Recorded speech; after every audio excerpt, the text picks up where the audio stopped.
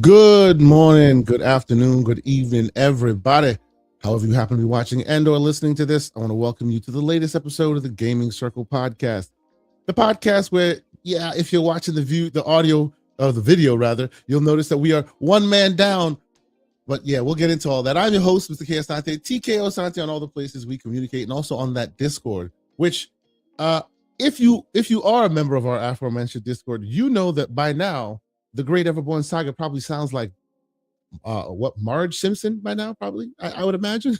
The man over the course of the week has slowly deteriorated voice wise. So by now he probably sounds very, very difficult to speak to or speak with or hear. So yes, I imagine he will not join us on this episode. But of course, we are not without a great guest. I'm joined by the one, the only, the one who hasn't been on our show before, which is absolutely ridiculous on my part. Forgive me, sir. He's a great member of our actual Discord community and has his own community, which is many members strong. The great Korkenstein. Sir, welcome to the show. Good morning. Hey, everyone. Yeah, man, I'm so glad to be here. I know we always talk like almost every day, but I'm glad I'm able to get on here now. Like I said, I absolutely love the podcast. I love what you and Everborn do. Just even with your Discord too, it's just an amazing Discord. It's for me, it's the gaming Discord where you get like actual real gamers to come in, talk, and it's such a wealth of knowledge. I mean, you got Lucius in there. I mean, he has a ton of knowledge. And it's just so much fun to be in there. I appreciate you being here, but see, the thing that is interesting to me is, right, we're building a great community, and shout out to the great community. I see y'all in the chat, y'all getting rowdy in there already. Yes, shout out to Mr. Everborn Saga. Hopefully he's taking his lozenges and drinking his lemon tea, because the boy's voice was rough last time I heard him. So yeah, but you yourself have a very strong community. Tell the fine folks where in the gaming space you fall, what you've done, why you, how it is that I am privileged to have you in our community, because you got something going on yourself, right? Yeah, so for those that don't know, I've modded the Xbox communities on Reddit for probably the last 8 or 9 years now. Not always as the Korkenstein. I had a different name at the time, but I decided once I started this name and I got on Twitter and then I started doing podcasts and everything, I should probably keep everything the same for, just recognizability's sake and things like that. So yeah, I started on Xbox One. I didn't start with its creation, but I joined in a little bit later, and I modded there. We did a lot of really cool stuff with the subreddit, where we were like doing designs, and it got a lot of developers into the subreddit.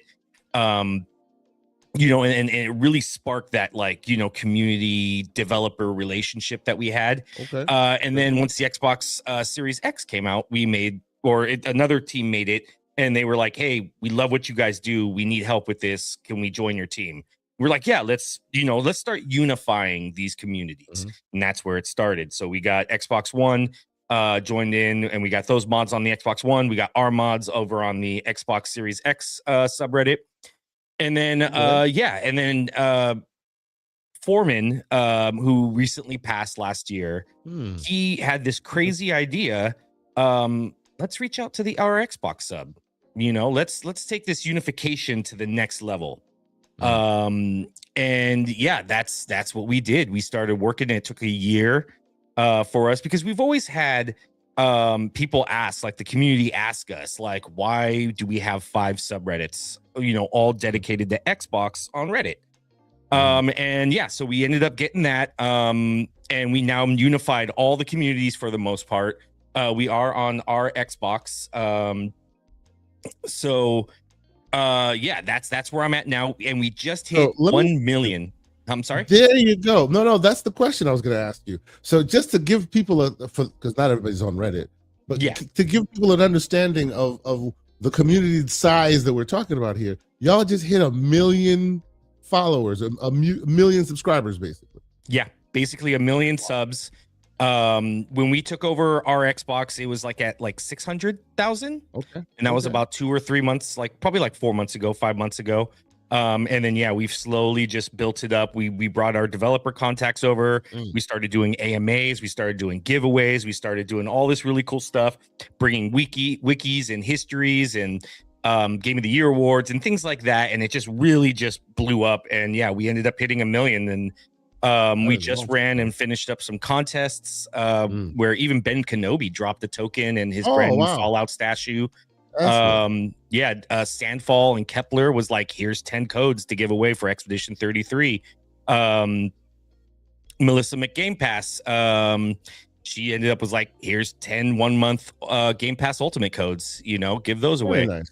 Yeah, Very nice. we're doing a Yeah, lot of cool stuff. you're doing some cool stuff over there. All right, cool. So I think you should be a mod in our chat. If you are not, how about you put some notifications in our chat, and I will make sure I mod you up, and I want you to put your link in that chat, so those who have not joined your 1 million strong should know where to find you. I would appreciate that you follow this man and actually join the work. He's part of our community. You should be part of his. I appreciate you being here, bro. So thank you so much for doing that.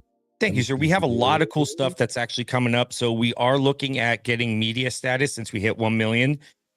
Key Mailer gives you the opportunity. They're one of the few ones that you can partner up with as a subreddit. I think we might be the first. So we're going to try that. I put it in an application, and that way we can start getting reviews. We can start doing previews for the Xbox community. It's a fan ran sub, and that's just what we're there for, is to just have fun, talk about Xbox, and enjoy gaming for what it is, a beautiful hobby.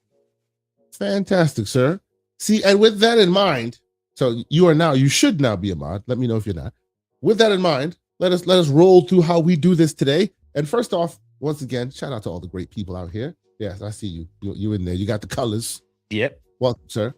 Shout out to all the great people watching on all the various socials. Once again, I will say it as the people join in. Mr. Everborn Saga is not with us right now, because right now he sounds real hoarse. I'll just put it that way. He's been losing his voice over the week. I imagine he's probably at screen yelling right now. I hope he's listening. He's probably listening on his own channel and or on ours and on all the various socials. So salute to Mr. Everborn Saga. He may even be in the chat. I have no idea, but that's why he is not here. But we're joined by the great Korkenstein, and we will get into it as we do with the games we've been playing. Korkenstein, I'll go to you first, sir.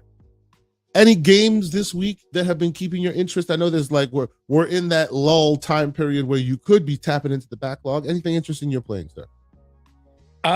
So I've jumped into Quarantine Zone, the last check. Quarantine. I've been waiting for that game for like a year, and then it hit a bunch of developer snags, and then they finally got a publisher, Devolver, to come in, and they really shaped this game up into something special. I've been playing that. Quarantine the Zone. Tell me more about it. I'm not familiar with the game. Oh, okay. So basically, the zombie apocalypse took over, and you're running basically a camp for survivors to extract them. It's a first-person game, and you basically have to assess if they're a zombie or not. So you'll see by their notifications, like what they're doing. So somebody will come up, and you'll have to use like a temperature gun, and then if it over a certain limit, and then you have to fill out like a little report of like, okay, yeah, they have a high temp, they have this, and it tells you if they're infected love or this, not. man. Yeah, this is wild. So usually we come on here, right? And most people will tell you, oh, we're playing the Call of Duties, and I'm sure you'll tell me we're playing some of those. I'm playing a little of this, and I'm playing, but this is a unique pull on our show, sir. I appreciate you. This is fantastic. Tell us more about what is this again? This is Quarantine Zone, the last check. Yep. Okay. Give me more information about this thing. So what's the elevator pitch here?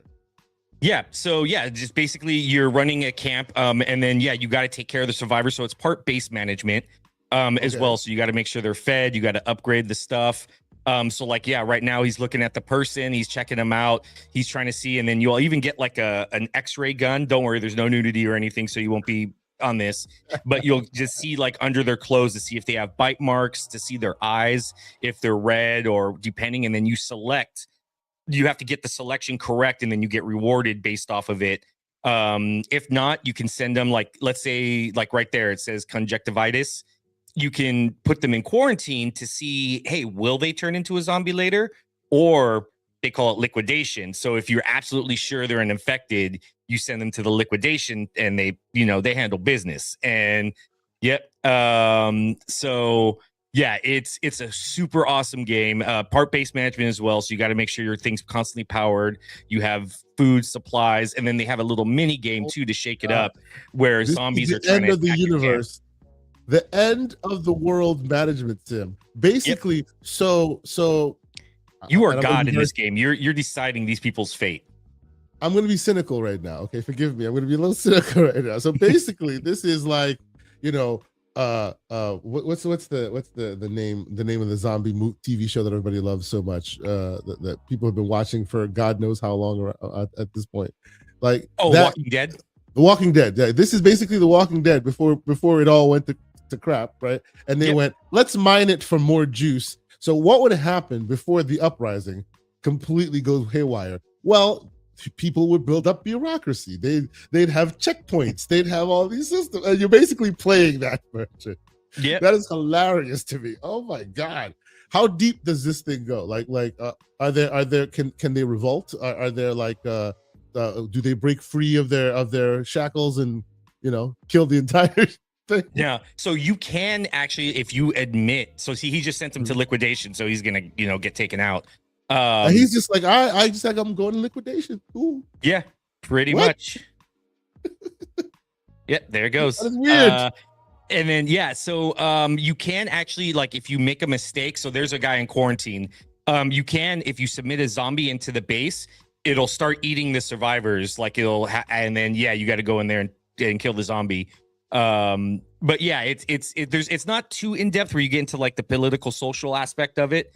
But it's most basic kind of fundamental, just to keep the gameplay, cheeky and kind of wild. It's kind of wild. I'm just saying. And I imagine this is a solely PC focused game. No, Xbox. It just released on Xbox PC Game Pass. Wow. As well. I forget who I'm talking to. This man is all day. You're Mr. Console Xbox all day still, right? Yes, sir. I mean, I play on everything, but I prefer the Xbox console. Yeah. You are a dying breed, good sir. You are a dying breed, right? Like us, you are a graybeard in your own way. I'm just saying. Yep, definitely. Yep. Had the OG Xbox and love it. Oh no, I still have all my consoles. I still have my OG. I still have all that. It's just these days, I would say I'm a PC gamer, but oddly enough, I just game on handhelds a lot because I just have a hard time sitting in front of my machines. There's too much going on in life, so I just end up taking a handheld with me. But I appreciate it. The console still has life. Every time I turn around, I read an article about how it's dead, while all these millions of people still playing. And I'm like, come on, people, like, what's going on?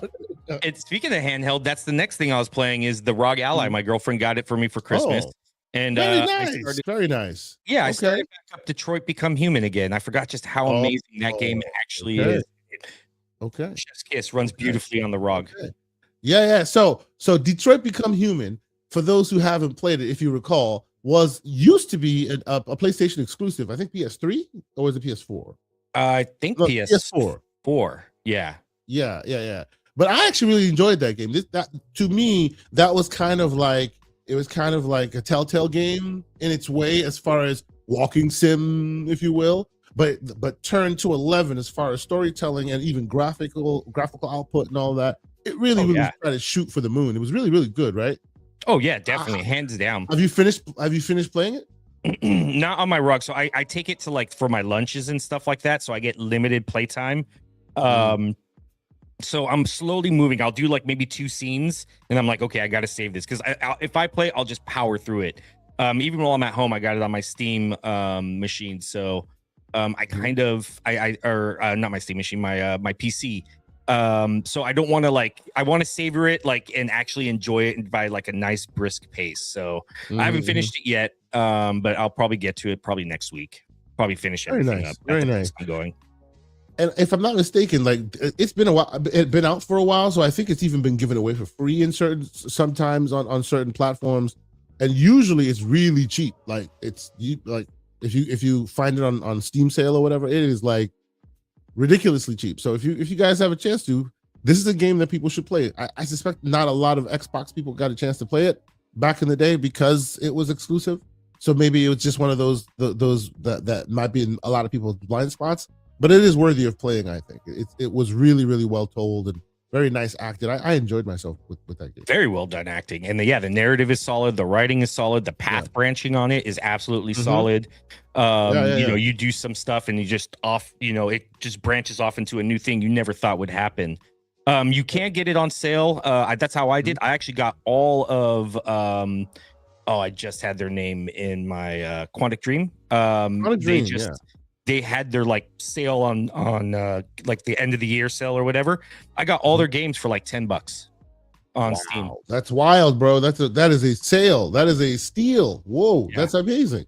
Well, this was the whole Steam winter sale. Yeah, I think so. Yeah, the winter sale, or it was like new sale or New Year's sale or something. It was one of them. Yeah, and it gave me Heavy Rain. I got this one. I got the Fahrenheit. Yeah. Yeah, this is excellent. So yeah, if you have a chance to seek it out, it's a really excellent game. Let's see. Anything else you've been playing, sir? The last one is probably just I'm still on that Dead by Daylight grind. I don't know why. It frustrates me so much. I just get so angry with that game, but it's so like just the horror aspect of it and what they're, just being able to play different characters, and then my buddies play it. So like we actually have a solid like three person team out of 4.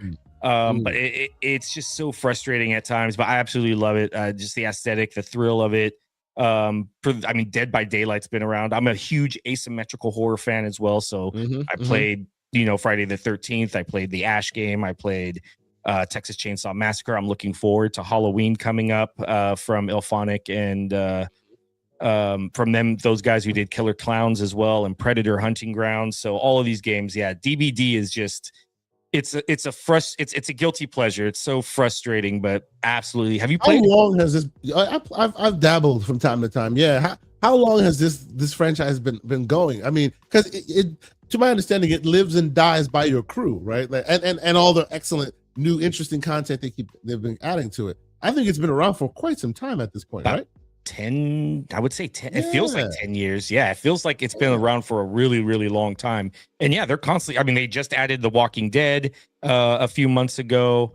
They just brought Stranger Things back for it. So that was the latest drop right now. They always have unique killers coming out in between like IP license drops. So they have the Kraus killer. It's really cool, like the stuff that they do. There's a lot of passion there and everything. It just needs the balancing kind of figured out between the killer and survivors. Look, I gotta say, I am not one that tends to play a lot of what we would now consider the live service games, the black hole games, any of those, the multi like meant to keep you there for extended periods of time. But because I found that they kind of shoehorn that into different things that may not belong, right? For the purposes of cash, that kind of thing, right? But some of these franchises really seem to like excel in giving people what they want. This franchise did not start out this way, right? It just gave you a little bit of what it was going to give you, and that was that. And they just kind of kept adding and refining and giving people what they want as far as the horror franchise. I think that's a great look. I'm saying that in certain instances and in certain genres, it seems to complement the content, and people want more. You know what I mean? I would actually argue that as a fan of Guitar Hero and Rock Band and stuff as I am, that should have been the same kind of thing where, hey, we'll apply this live service thing to it because people will pay for their songs and people will continue to use it and people will continue to enjoy it. Not everywhere does it fit, but in these kind of things where you can keep giving people interesting content over and over again, it seems to work well, no? Oh, 100%. Yeah. And there's a wealth of, they got most of the big killers, but they still don't have other killers like Art the Clown now, and then Jason, and then how they're branching off and making like, not really horror killers, like I said, like Vecna. Or now he's called the First is what they call him in the game, because they actually have D&D in there where they actually have the actual Vecna as from Dungeons and Dragons. So they call this one the First. And that's who he is. Interesting. Yeah, so there's a wealth of content that they could do. They got Chucky in there, they got Michael Myers, they got Freddy Krueger. Isn't that very weird, right? Like the Netflix show uses parlance from D&D, but is not in the D&D verse. But in this game, both exist, so they have to actually be able to live side by side, where the Netflix show and D&D actually, that is kind of mind-boggling. yeah, yeah. It's that Okay. weird kind of like dynamic. Okay. See, I again, I love it when guests come on here and give me and provide attention to games that otherwise we wouldn't be playing or we wouldn't be talking about more often than not, because we don't play everything. Damn it, sometimes we go off and we do some weird things, and I will actually talk this week about some weird things that I'm doing. But yeah, it's great that you have some content to bring. I was gonna say you play some weird stuff, but I mean it's really fun, weird, like cool stuff that I don't think would get highlighted, like you said. Like you do a lot of really cool. I think what was it? Gigasword. I never heard of it until you guys started mentioning it. It looks absolutely amazing. Yep, we love Gigasword. We actually had the developer on. Shout out to Jack Breen, who was on last week. We love highlighting those small creators, those interesting ideas that people just have a spark and they go off and they do it, and it just brings joy to lots of people. And when you buy it, they actually eat from that. It's not some crazy corporation that just kind of sucks it in and you don't see anything. This is what they basically do to survive. So when we have the opportunity to highlight it, it's always great. So yeah, shout out to Jack and Gigasword if you haven't tried it. What do you been playing, sir? Yeah, so for me, this week has been weird. So I have not. There's been a lot of work moving and shaking for me, and I've also had some interesting so I've been working on this little mini project on the side for a little while now, where I want to start doing a bit more content, showing people some of the background applications that I've been playing with and some of the UIs that I've been using and things like that.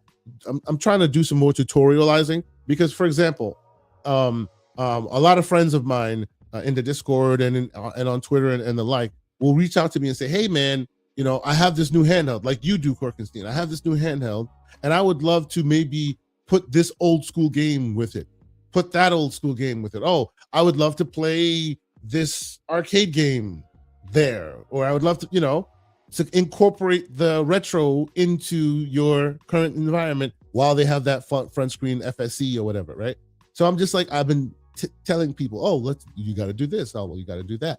So now I'm just like, you know what? Why don't I just make like a tutorial video so that I could just like show it, how you do it and what tools you need, and you put it together, and hopefully more people get access to that. So I've been working on that in the background. So it's been taking my time away, but I have been playing some very interesting, odd stuff that I do want to share. And this is where I ask y'all, if you have not joined our Discord, you should, because we have a few initiatives afoot. One that I recently started that I'm rather proud of myself and pat myself on the back because it's very cool, and more people jumped in, and I am now all the better because more people jumped in. And what is this? This is a new little section on our Discord called Fan Made Stuff. Yes, that's right. It's called Fan Made Stuff. Now I keep like a collection in my bookmarks or on my Edge browser, where every time I come across a really cool, interesting project, I'll just bookmark it just to kind of check in on it from time to time, see how it goes. And there's been a really huge list of it. So now we have a section in our Discord called Fan Made Stuff that has a whole bunch of awesome games made by fans. Now, what is the criteria of a fan-made game? Usually it's any game made by a fan, but more often than not, it's games that are made using IPs that they don't own.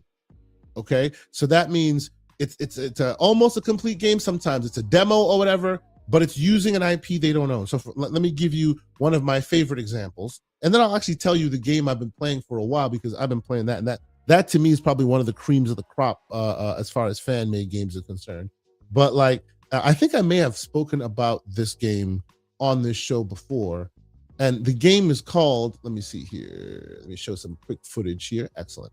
The game is called Sonic Galactic. Yeah, that's right, Sonic Galactic. This is a fan-made game. I've actually been playing this on my Android handheld, which, by the way, I also want to do a video on how to get these PC games on the Android handheld. Lots of ideas. Anyway, but this is one of my favorite ones. This is made by a dude, just people, right? Like a team.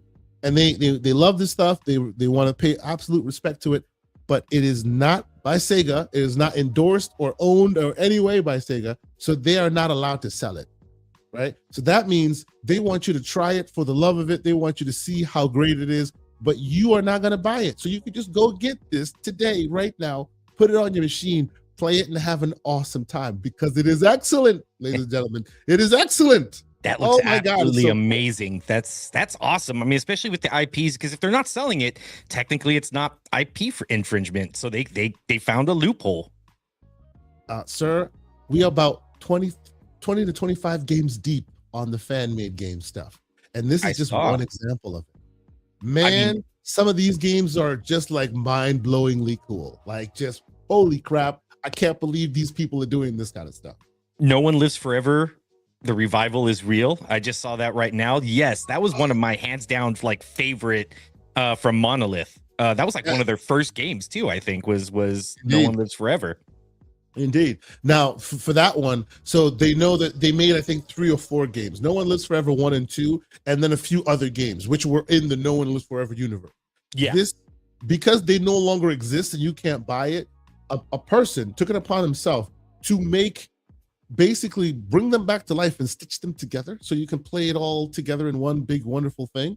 And they were like, look, we're not going to charge anybody for it because we don't own it, but it's a fan-made game. Similarly, there's, for those who are huge fans, the what do you call it? X-Men, the arcade game, you know? Yeah. X-Men, if you recall from the stand-up arcade game. Yeah, they have the remake that you can play, like they put it out there, also remade that you can play on your handhelds or on your PC. Really awesome stuff. I see you in here. Yes, we also have that Metroid, another Metroid remake. Yes, another Metroid 2 remake. It is out there, and it's also on PC, which you can play.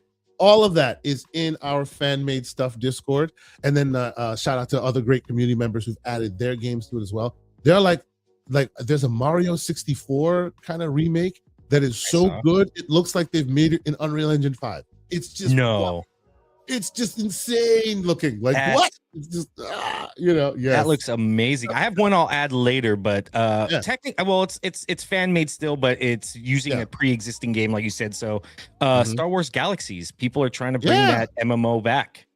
So I could add that in a little bit later.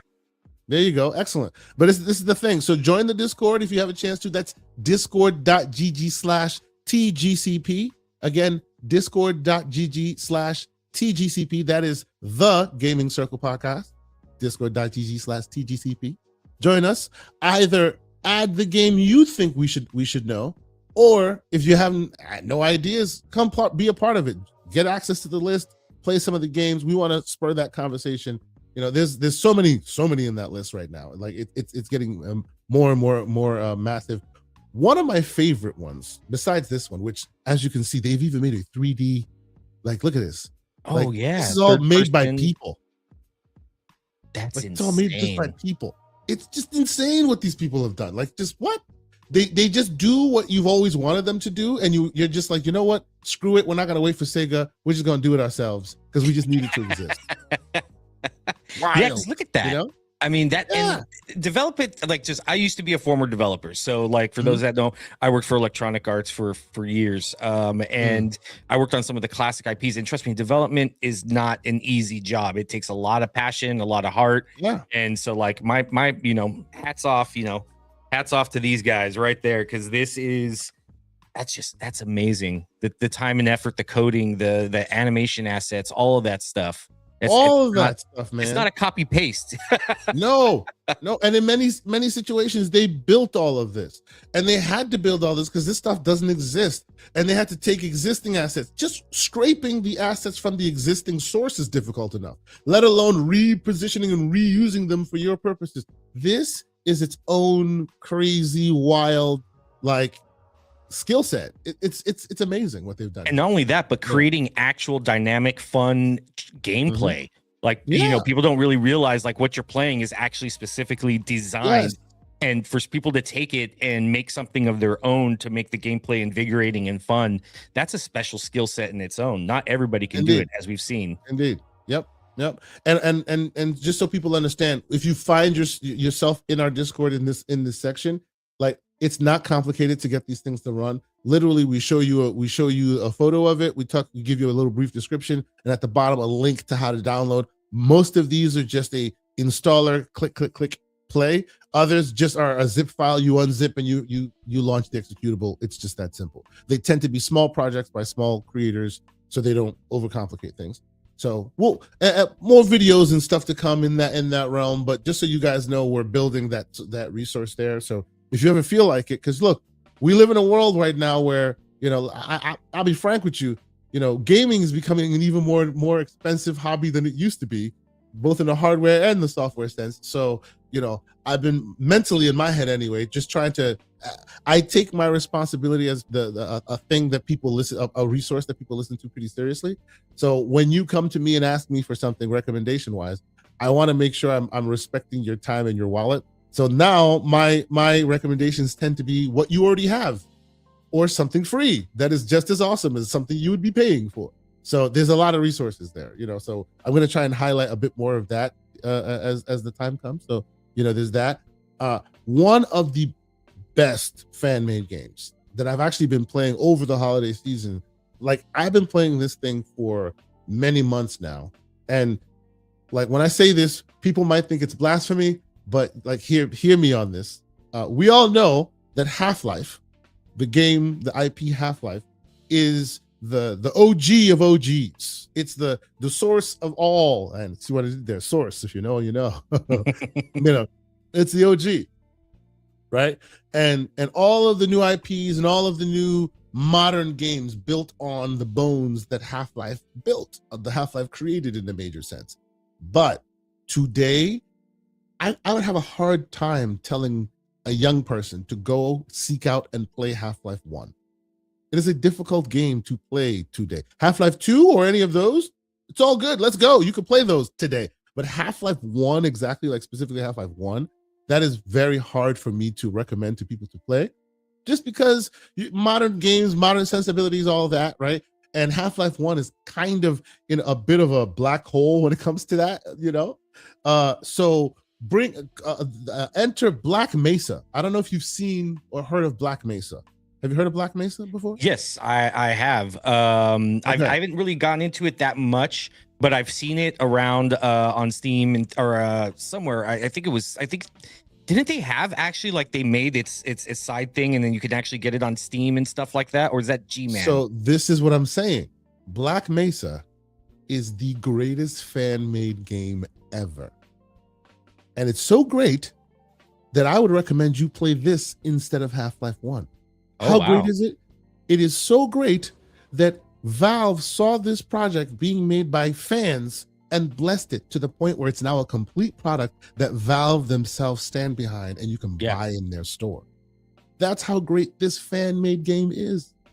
The greatest of fan-made games, which remakes the greatest of OG games to the point where I'm telling you, if you're going to teach somebody what the game, what this lineage was, don't go play Half-Life 1. Play Black Mesa and then play Half-Life 2. It's that good. That's the quality of it, the graphics. Right, oh, it's so good. And this is all made by fans. I got into this back when it wasn't a complete product. Back when it was like, you know, a half a beta product that you could only play like half or a quarter of. And now it's absolutely complete. You know, like completely complete. Like you can just go buy it. And every single Steam sale, this thing goes, I think, like almost under $10 or something like it. It's like super cheap to get your hands on. It like basically what it is in an elevator pitch sense, it retells the story of Half-Life 1. Right? It's a remake of Half-Life 1. That's what this is, right? So you're Mr. Freeman. You know, you go through the whole story. I'm not gonna belabor it here because you know the story. If you know what Half-Life is, people have been wanting Half-Life 3 for forever and a day. You know, this is what made the crowbar famous. All of that, you know, this is what this is that.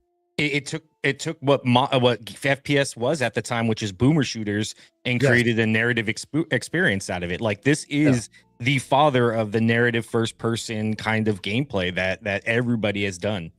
Yes, and Gentle Stone asks, shout out to Gentle Stone, always a great member of our community here on a Saturday morning. He asked, do you need Half-Life 1 in your library to play Half-Life 2 or Black Mesa? No, sir. It used to be a mod in that way. Now it is a separate product that you must purchase. This is one of the only ones that I'm recommending that should be purchased, but they worked on it. It's a complete product. They got endorsement from Valve, so they put it on the store. So this one I would say you must purchase, and you should purchase.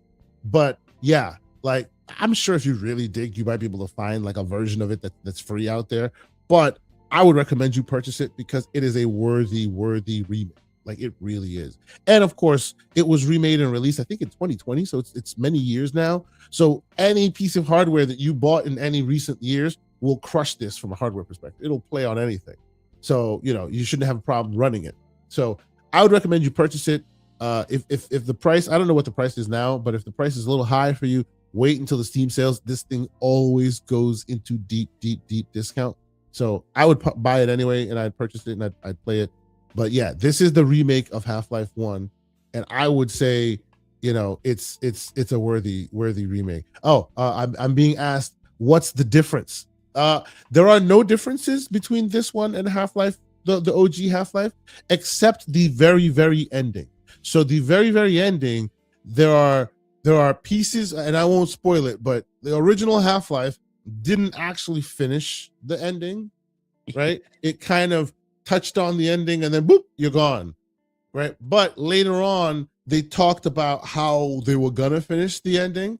So these guys literally, as they were building the game, spoke with Valve and actually built the ending that Valve was going to build into the end of this. So that's the difference. They actually got some input from Valve and finished it up. So if you were to play this and then play Half-Life 1, you'll see the end will just be like a little different. And then this one has a bit more content towards the end than the original one didn't, which they've got. That's where the feedback came from. So it's pretty cool. I love that this thing exists. I want more and more people to play. It's been around forever at this point, but to me, the ultimate fan made game. When you get the OGs and the creator of the content to go, yes, you are blessed, go forth and be your own thing. So that's it. It's called Black Mesa.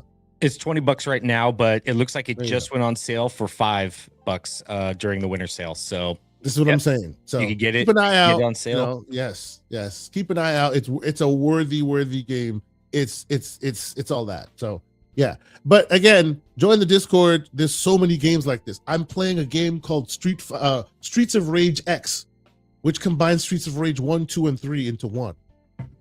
And like it's just like yes. I'm playing this Avengers beat 'em up, where you're literally walking down the street with it's like the old Avengers games that you remember, but it's got 30 characters, 30 playable characters. 30.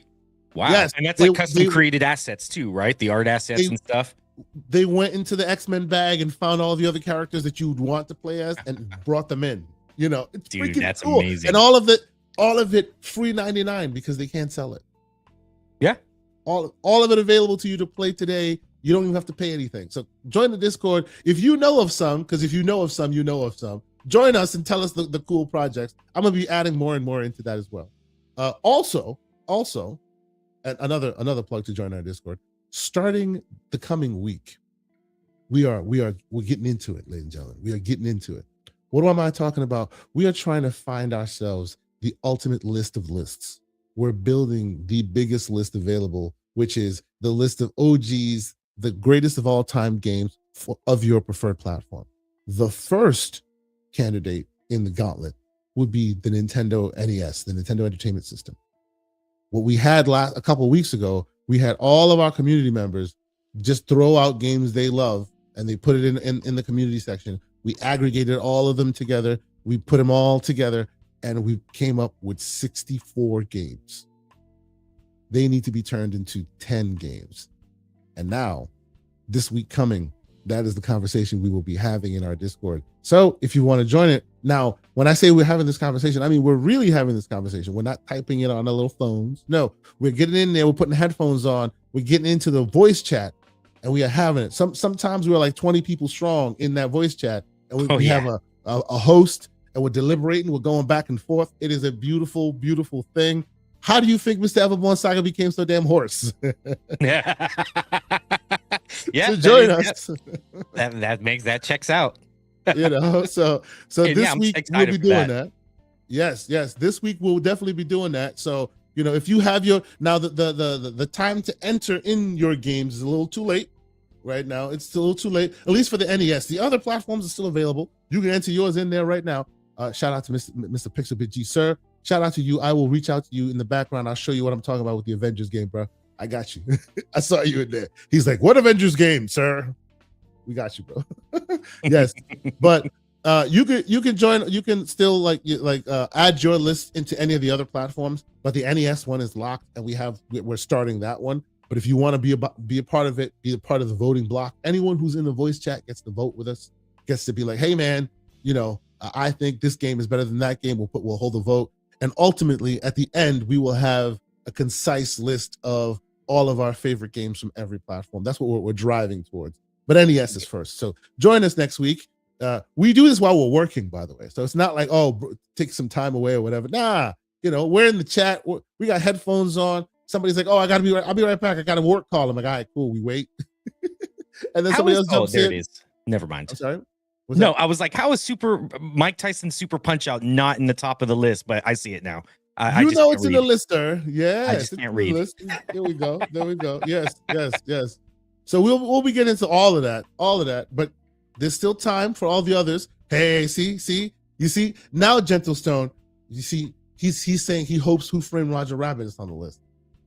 That's a good one. Maybe you need to jump on that situation to get in the list. There's still time. We're still deliberating on some of the final rules. I'm thinking of putting a wild card in there just to kind of throw some curveballs if somebody thinks of something great like this and needs to add into the mix for voting purposes. You know what I'm saying? So yes, join the Discord, add yours to the list. It's not on there. It's not on there. Oh, that's a good one. There. You know what I'm saying? Yes, exactly. This is what I'm talking about. So join the Discord and let's get that going. Next week, we'll be doing a lot of that. So yeah, a lot of fun to be had. But all right, man. So thanks to all the great people who are in the chat right now. Thank you guys for being here as you are. I see a lot more folks in here. Mr. Everborn Saga is sounding like Marge Simpson. So he is not going to be with us today. He's been yelling in our Discord for too much this week. So his voice is a little bit beaten and battered. So he's probably sitting there sipping his tea, putting his middle finger salute right now at me as we speak. Yeah.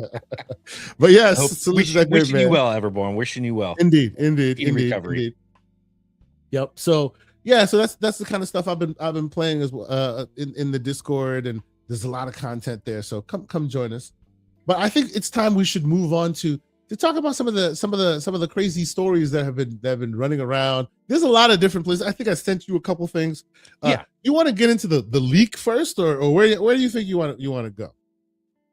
I think we should get a little bit more of the business talk. I think out of the way, and then we can save the fun leak stuff for last. The meta closing down stuff. Yeah, I think it's a good place to kind of jump in on, sir.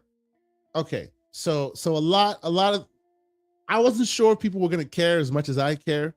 I wasn't sure, honestly, because yes, people have been all about the whole meta VR. Oh, we don't care about VR thing. I love my VR headset, right? Yeah, I love my VR headset. I'm patiently waiting for my Steam frame. I'm excited for it. There's the man, right? There's the man. And any man who's a VR user uses a hard, like actual proper headset, not that Velcro crap they sent you day one. Like, get out of here with that. No, the thing that always falls off, always falls. Yes. You're playing VR and all of a sudden you're like, and then your headset's just like yoink, just right off. Yes. Yeah. Yes. So, as much as I'm not the best fan, I'm not the biggest fan of Facebook. I was one of the first to have an account. I don't remember the last time I logged into it. I was one of the first backers of Oculus. I loved Oculus with my whole heart. I was on the Kickstarter campaign from day one. I had the first I have loved that company and that idea because I think VR is the future. I think VR is the truth. Ever since I don't remember how old I was when I read Snow Crash, and I was like, "Yep, the metaverse is real, baby. That's where we're going, right?" Like that's just it. So I've always expected that this is where we would head, right? Ready Player One is a great book, even though the writer's an idiot. Hey, it is what it is. I loved that book, all that. So I've loved this sector, and I've always expected it to grow, and I wanted it to grow. I would say like they changing it to meta made me a little salty. It is what it is. And Yeah. them buying up all these developers. Initially, I was like, hey, they're doing great work, because there are some games that I will tell you to this very day, like a lot of people that don't love this space will point to, oh, they have experiences, they don't have games.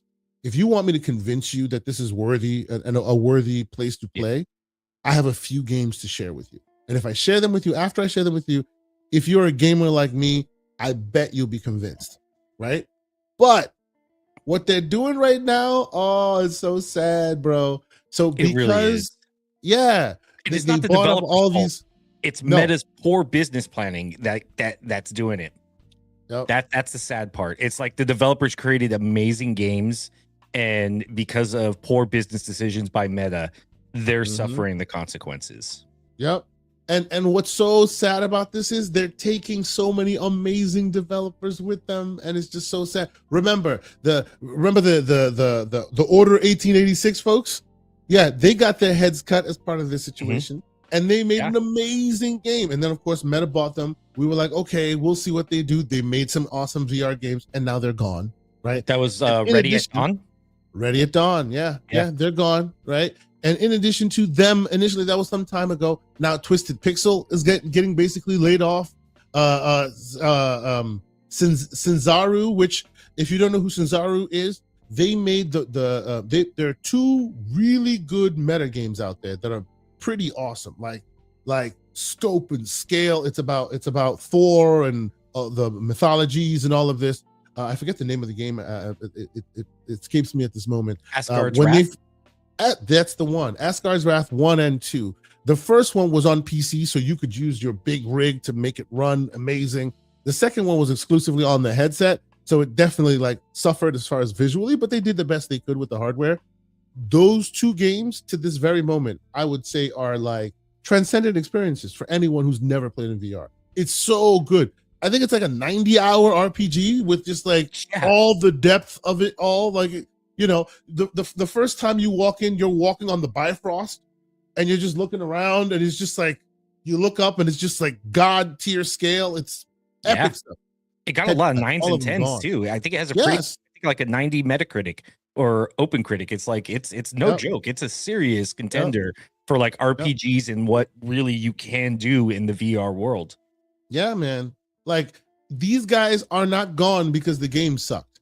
These guys are gone because the games were transcendent experiences, and they could not convince the population that it was worthy to try it. Well, so now they also it's bad because they locked it down just to the meta. I get it. You're trying to do exclusives. You want to bring people into your ecosystem only, but you're already selling to a niche market. And now you make it even more niche by putting up walled gardens. Like, come on, man. Like, you're just shooting yourself in the foot at that point. I mean, yes, Meta, probably the Quest is probably the most casual, consumer-friendly VR to get people actually into your ecosystem at a good, affordable price. But you really didn't market VR as well as like things you can do more than just play games.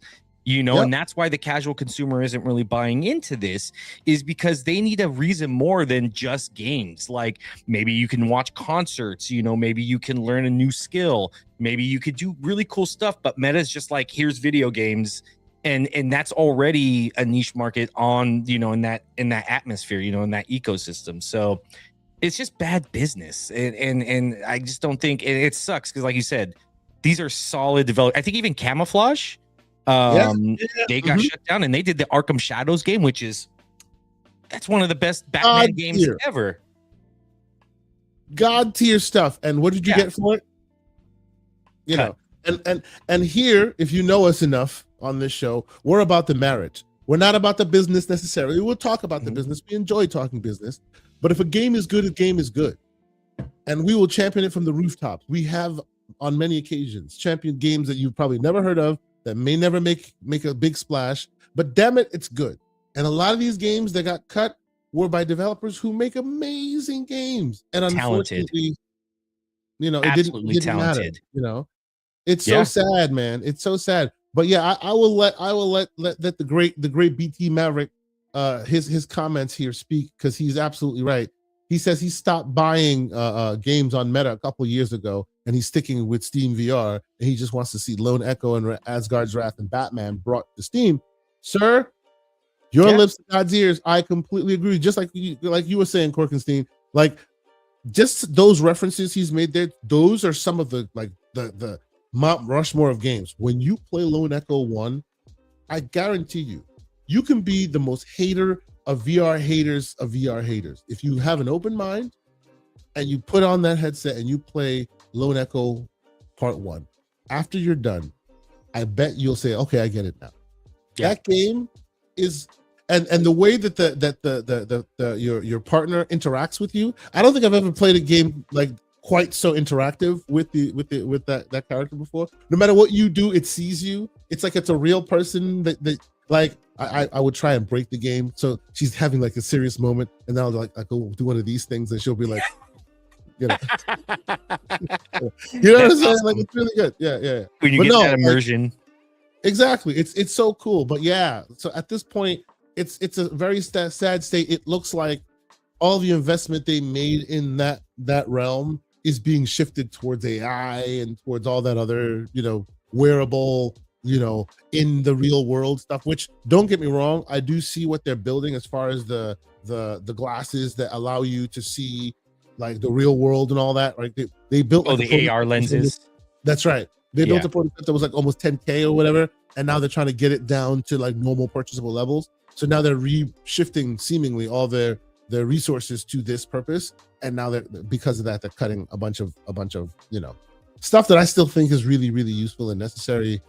It's just so sad, but yeah.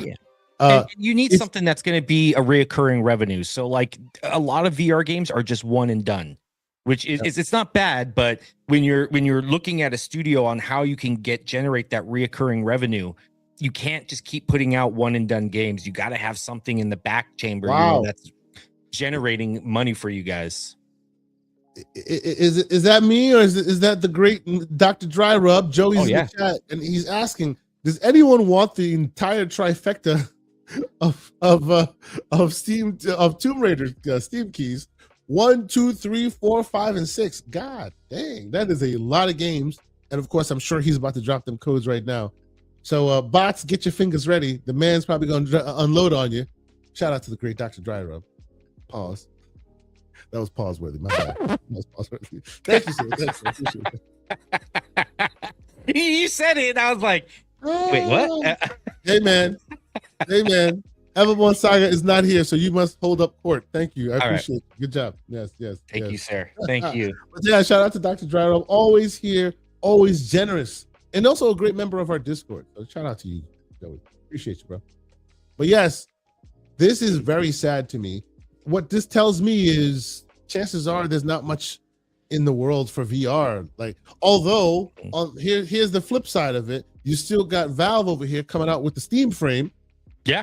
Which is like transcending to next levels of VR. Although they're doing it a different way. So we'll see how that works. And Meta, go ahead. Meta was like, oh yeah, we're still dedicated to gaming. Who's left? You tanked all your studios. How are you still dedicated to gaming and you have no studios? Like, come on now. How are you dedicated to gaming when you don't have anyone making games? Yeah. That's it makes zero sense. 0 cents, man. 0 cents. And it is sad state of affair. I will tell you, there was a time where to me, that was their saving grace. I'm not a fan of Meta. To me, Meta, that whole situation, I've not been a fan of for a long time. But this was their saving grace for me. They were the only ones propping up VR in a real way, like in a gaming real way. And now it looks like even they have shifted focus. So now it's back on to Valve, which, have they learned to release the game recently? I don't think they still know how to do that. Yeah. Yeah. No, that's fair. Yeah. I mean, we'll have to see, especially when they just licensed like Marvel's Deadpool VR, which got also good reviews of not just being a tie-in game that's just cheaply made. And then they're like, yep, you just released a new game, you're gone. So I don't know. I wish VR was more popular. I think if anybody could do it, it was Meta. But seeing these changes, I think you're right. It seems they're going to change and shift focus to AR versus VR, and that seems to Even be the they market. who threw billions of dollars at it eventually just called it quits, which is so sad to me. You Yeah. know, so sad. You know, and even PlayStation, who could have also done some, kind of seemed to have just petered out. You know, Well, they did the each same brought thing. great hardware. Yeah, they did Yeah. the same thing. They locked it down to just one ecosystem. Like you're already in a niche market as is, and then you're like, you know what? Let's cut our consumer base even more. Let's just lock people out of trying to access and play our games even more. Like that's gonna make us money. that's gonna get people invested in our ecosystem. Yeah. It's just Yeah. I don't get it. I just really don't get it. Now Sony did that twice, which was hilarious to me. Well, they had many sins with the whole place with the Yeah. with our efforts. They had many sins there. One, you release a first bit of hardware you release was subpar by everyone's measure, because in VR specifically, like the hardware equals the eye quality, the vision quality, which equals vomiting. Right. Yeah. So it is the literal explanation of you get what you pay for. You better hope that the first experience that your customer base gets is the best, because otherwise they will hate you forever. And what did you do? You didn't even give them the best. It was the worst one. Oh my God. It was, you got people throwing up playing your VR system. Like, come on, man. Right? And those of us what that are we got doing? excited about this tech were reading up on it all in all. And that was the first thing they would say. Do not put your phone on your face. That's a bad idea.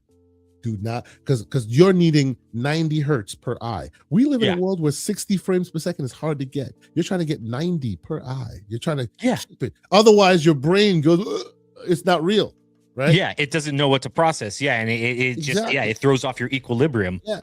So they released this thing that is subpar, but it keeps the wheels turning. Fine. You finally release great hardware, both in the headset and in the hardware front, in the PS5 and the PSVR 2, right? First off, you don't back compat it. So anyone who bought into your ecosystem day one now has to rebuy all their games.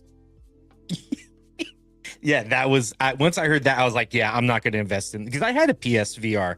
I had the first one. And then I was thinking about getting the 2. And then once they're like, yeah, you're going to have to rebuy everything, I was like, all right, here you go. I'm selling this off. I traded into GameStop for like $10. There you go. They locked in all the people into the ecosystem, so the games themselves wouldn't grow, right?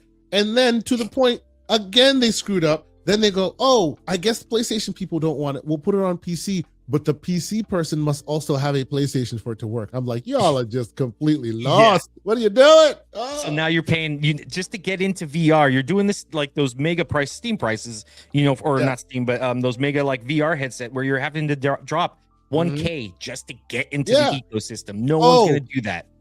Don't worry. You can play it without the PlayStation. All you'll just have to lose is the eye tracking, which you want, the HDR, which you want. Look, why do I want that then? Yeah, why? What would be the point? I might as well just again go back to wearing your phone on your face, at that point. Yeah. But it is what it is. These companies all seem to spin around these waters as well. I was just so sad. And then the thing that completely sealed the deal for me on the PlayStation VR, you kill the greatest service that you offer on your service in the form of dreams. Right? Oh, yeah. You release the greatest headset you have. All you needed to do to make PC people everywhere buy this thing in droves is say, guess what? It's a Steam machine or a Dream machine. Yeah. That's it. PSVR 2, Dream machine. Because inside Dream was Halo, was Mario Brothers, was people had built so many awesome games in that thing. It was turning into Roblox in there. Yeah. And then they killed it before they released the PSVR 2. Makes absolutely no sense. I wonder if they're like, how can we market this? How can we make money from this on Dreams and all this other stuff that, and maybe they're like, this might kind of get away from us. We might not be able to like kind of see any kind of revenue or anything from this. Let's just shut it down. And I don't know. Yeah. I don't understand, Sadness, man. Sadness. But yeah, them's the breaks. It is what it is. So it looks to me, unless of course, Valve shows up in a big way and says, "Hey, here's the Steam frame, and here's a bunch of new initiatives and a bunch of games we're going to push towards it or whatever."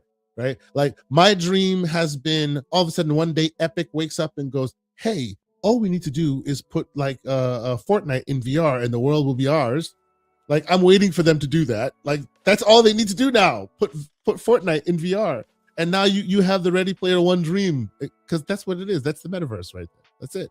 Right? Yeah. I'm waiting for them to do it. Until they do, though, I don't know who's championing VR anymore. It's unfortunate. The hardware looks cool, at least the Valve hardware, that is. But once it releases, I don't know where we're going. I'm very sad about it. But yes. So rant over. I know not everybody loves VR around here. Rant over. I'm fine. Welcome to my TED Talk. I figure we'll get this one out of the way, and then we can go into a little bit more fun conversations. Okay. Bring the mood back up a little bit. All right. So even though Mr. Everborn Saga is not here, we are going to unfortunately have some on the real stuff without him, because man, the show must go on. By the way, if you are here, salute to y'all. Thank you so much for being here. I see a bunch of y'all in the chat and also watching. Hit the like button if you haven't done so, please. We appreciate you. You know, we're starting the year off fresh, rekindling reconnecting with our consumer base, as it were. Please let us know you appreciate what we're doing here by hitting that like button. Maybe tell a friend that we're here and we're doing what we're doing. But yeah, you and I are we're gonna have this conversation because, like as if Mr. Everborn Saga was here, we ain't gonna let this go without some slanderous conversation here, which is. And by the way, Dr. Dry Rub was very, very much on point as far as timing was concerned. Him releasing all those codes, because we're talking about Tomb Raider, ladies and gentlemen. Tomb Raider, which we got some news about this week. Yeah. What do we get? We heard that Sophie Turner will be the new Tomb Raider. Now, if you don't know what I'm talking about, this is what we're talking about here. Sophie Turner is the new Tomb Raider. Okay? All right. Now, I'm a big Tomb Raider fan. I've been a big Tomb Raider fan for a long time. I remember all the OG franchises that have been modernized, right? I'm talking about the Hitmans. I have all the OG Hitmen. And now they've been revised in the world of assassinations. Really awesome, right? I'm talking about the OG like Tomb Raiders, right? Which like I would call this a triangle boob era. Yeah. Forgive me. This is the triangle boob era, the Tomb Raider, right? And they actually had somebody was like, yeah, you know, like the meme where it was like the perfect, perfection meme and stuff like that. Mm-hmm. It's like this is what gamers really want in. So they had this, and then he's like more, and then they do this, and then they do like the new Lara Croft one, and it's like more, and then they put this picture, but they like AI triangled boobs on her, and it's like perfection. This is what gamers really wanted. I'm serious. This is straight up triangle boob era. Like I've seen some people like be a little bit more pejorative and say that it looks like cosplay. I kind of can see that a little bit, but maybe it's because usually when they show you these videos or these still images, it's not color corrected for image or for movie or show. Yeah. So once it is, you will get that. She is British herself. You've seen her in Game of Thrones, which she did in Game of Thrones. I wouldn't call her the breakout talent, but she was no slouch, right? So no slander there. Maybe. And I see you in there, Miss Gentle Stone. Maybe it's because Angelina is my triangle boob era. Yeah. Maybe. Yeah. That was the Lara Croft back in the day for us. Like if you had to envision somebody back in the day, like in the 90s and stuff, as Lara Croft, it would be Angelina Jolie. I'm sorry. Forgive me for all those who are watching this, having your morning breakfast with the kiddos. I'm trying to keep it PG, but come on now. This is the triangle boob era. Yeah. That's just what it was back in the day. Yeah. Yes. I mean, they didn't have the polygons to actually make it round. It was just triangle. Yeah. And honestly, like all respect to the actress. I'm sure that she worked really hard at it. I'm sure that it's going to be, and I will be there day one because I've watched all this. I've watched the cartoons. I've played all the games. I've watched the most modern movies and the original movies. I've played them, and I've seen the most modern TV shows too, the Netflix TV show, which I'm not sure how people felt about it, but I actually liked it. But to me, honestly, I like the Alicia Vikander Tomb Raider better. The look of the modern Tomb Raider, that to me is the modern Tomb Raider, right? Yeah, I'm sad I'd that agree. after that movie, she's not getting another chance at it. To me, this is kind of regressing a little bit. And it's fair because it does look like, and you're right, they're not going to color grade it yet, but it does kind of look like cheap cosplay. But I mean, granted though, her costume though isn't really that in depth. It's basically a tank top and short shorts and holsters. So there's not a lot of depth there that they really could. And I feel like they're kind of in a rock and a hard place. Either you go this route where you keep it simple, or you try and reinvent the character and you piss off a lot of hardcore people.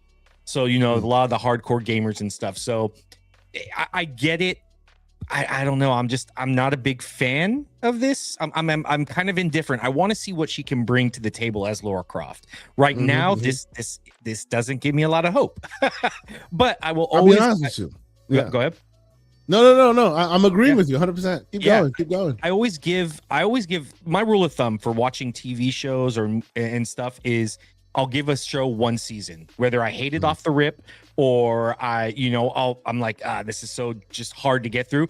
I'll at least give it one season because I want to see the direction they want to go in. So I'll definitely give this a go. I can't see, I could see their outrage, and not the outrage, but I could see why people are disappointed with this. I wonder though, like if it's for me, it's the red glasses. Like I know that's like classic Tomb Raider 3, but it just seems so corny, like just cheesy and corny. It ups the ante on the cheese, bruh. It ups the ante on the cheese. That's where it gets into cosplay. Ooh, hey, now I'm not trying to go there. That's where it gets into cosplay territory. The glasses and it's like we've moved beyond the Flash. Right? At least as the character, because we're trying in the modern era, you're trying to embody the character as best as possible. And as I've seen it, it works best when they move beyond the Flash and get into the real nitty gritty of it. And I would say that with the modern Tomb Raider remakes, both in the cartoons and the games and all that new content, they have done that, right? They've kind of been like, oh, if she was this person, this is what she would look like. This is how she would be. This is her body type. Like they've kind of been a bit more accurate rather than back in the day when it was like made for, the male gaze, if you will. This seems to be a bit of a regression to that point. That's all I'm saying. No shade to those who like the old school. I'm not saying it's bad, but real quick, here's an example, right? So for those who did not partake of the new modern times, this is Alicia Vikander. This is the quote unquote modern Tomb Raider from the modern Tomb Raider. This is Tomb Raider, right? I think this is a far better representation. Like I do too. Soft spoken, she is gritty by the nature of the events that are taking place, right? Like it was cool. I really enjoyed this movie. I didn't think it was like the perfect film by any stretch, but it was room to grow. Just right? Go back real quick. You could see that. I mean, then again, we're saying because of the color grading, and then now go back to the other picture. Yeah. Because the color grading, like you can definitely tell the color grading matters. The difference in like stature and like character, like you just see that it's trying hard to be like that confident, sexy, but then when you go back to the other one, you could just see like it's just there's a grittiness there. There's something there where it's just tough. And then you see the other one and it's not there. It's like, oh, I'm going to model and I'm going to pose. I think the grittiness mistake, there. The mistake that I feel is made sometimes by the decision makers here is people play it up for the male gaze sometimes, and they think that'll attract people. But what you find is the person who is accurate in their actual environment, doing it to the best of their ability in that environment, is far more attractive to the male gaze than someone just putting it up for the camera. You know what I mean? Yeah. To me, this is far more accurate and far more interesting watching her, because when you watch this movie, and I'm being absolutely speculative here, forgive me, When you watch this movie, you are like, you're in it. It was great. Like there were times where you weren't sure she was gonna make it, and it was all like, yeah, you know what I mean. And when she succeeded, obviously she would, but it was believable, right? This character played here is played for the sexiness and the cam and all of that, and I feel like it takes away from the character a bit. They would have been much better doing like a gritty shot of her, like actually, like maybe I don't think they started doing the production yet, but like at least, you know, toughen her up, get a, you know, a little like dirt like the other one, you know, maybe a cut or two, like, because that was what Lara Croft was. She was tough, she was smart, but she was also very gritty and tough, and she, you know, she can handle her own. Like, this just doesn't inspire that kind of confidence. And it's not to say, you know, I'm not trying to bash her or anything like that, but it just doesn't inspire that confidence in seeing this. It just seems like she's just there for, like you said, the male gaze in a sense, versus, you know, I'm a smart, it feels like a regression. Strong woman. Yes, it feels like a regression. It feels like, hey, we know what you want. You know, that's how it feels like. Which it doesn't have to be that way. Because look, let's call it a buck. Let's call a spade here. I'm not saying make her ugly. I'm not saying, you know, make her unattractive. The boys will come to the yard. It is what it is. But sorry, I just don't have to play it up. You know, I just saw. Oh, I can't even pronounce that name. But it says Tom Holland as Lara Croft seems better to me. Just put a wig on. Oh man, that is hilarious, bro. Laura Drake or Nathan Croft. Oh man, and you know what? I love that you've made that comparison, because we're about to get into it, sir. We are about to. I'm telling you, Korkenstein is here. We had a short little back and forth about this before, so y'all gonna hear this from us before, but. As Korkenstein is here fulfilling the Everborn Saga role, we must get into it. I have to possibly be the bad guy, the villain of this piece, clearly. But continuing on in this world, because I honestly, I don't like this at all. I think this right here is unfortunate. But again, as Korkenstein says, and rightly so, we got to let the vision play out, and then we can ultimately, you know, make our determination. This is not me saying this sucks. This is me saying I'm concerned. Right. Once the movie's out, once the show is out, whatever, we'll regroup. If I'm wrong, I want to be wrong, because I love this franchise. I do. I love Crystal Dynamic. I love Eidos, all of them, for being a part of that franchise, or creating that franchise. So I hope this thing continues to be great. I even love the Netflix stuff. I think it was really cool. Well done. So I hope this doesn't ruin things, but I hope I'm wrong. Right. So let's move on to another bit of on the real-esque conversation. And this is where we go have some conversations about it, right? Oh, yeah. Now, what I'm talking about is, yes, I made the cover for it, and salute to the cover artist. I didn't make that, but I think it spelled it out for me quite well, which is that the actor who originally played Thor in the video game is now playing Kratos in God of War. Okay, now this is a TV show, as I understand it, and once again, shout out to all the great people in this chat, many of whom we've already had some kind of a deliberation about this on Discord. Some people agree, some people disagree. I see you in here, Lucius. Shout out to Lucius. Shout out to the great Infinite Number, also giving codes away and stuff. Shout out to Infinite Number. Shout out to you with the Mortal Kombat Excel codes and whatnot. Thank y'all, man. I appreciate y'all for being here and being so generous with your time and giving games and whatnot. But yeah, we've all had these conversations in the past, in the recent past, as the news came out. Again, I will give it a shot. You know, I need to see as all the chips fall, right? But my two initial points of worry or concern: one, while I enjoyed how he played Thor, because I think Thor was necessary because of the way they'd set up the way the vibe was in God of War, right? Because let's be honest, that God of War was you set up a mafia family. Did you see who they got to be Odin? It was hilarious. It was very funny. It was very. It's like you might as well see him in a business suit. He's like, yes, I'm here to do nothing. You know, it was hilarious. But they played it up with all these. That was your Marlon Brando. Oh yeah, yeah, yeah. It was like it was very. Couldn't make It you was an offer very you good. can't refuse. Yeah, exactly. You know, it was hilarious. The way they played it, and I knew exactly what they were doing. They chewed the scenery. I thought it was great, but that's what made Thor work for me. He was like a country drunk. Yeah. That was Thor, right? He was the that was Thor, right? And even his mannerisms and the way he spoke was very much in that way. And as Umbra has also pointed to before, and I agree with, we tend to be a bit more sensitive to audio. I'm a musician from way back, as is Umbra, and he himself is an aspiring voice actor. So like tones matter. As Thor, I don't know about Kratos. I need to be convinced a bit, right? Secondly, and here's where we had our disagreement, I think, and the chat, you can tell me what you think of this. Secondly, I think it is, and this is a thing that concerns me greatly. Back in the day when Scarlett Johansson played, got a role to play a character in I forget the name of the movie now. Jesus, I even mentioned it.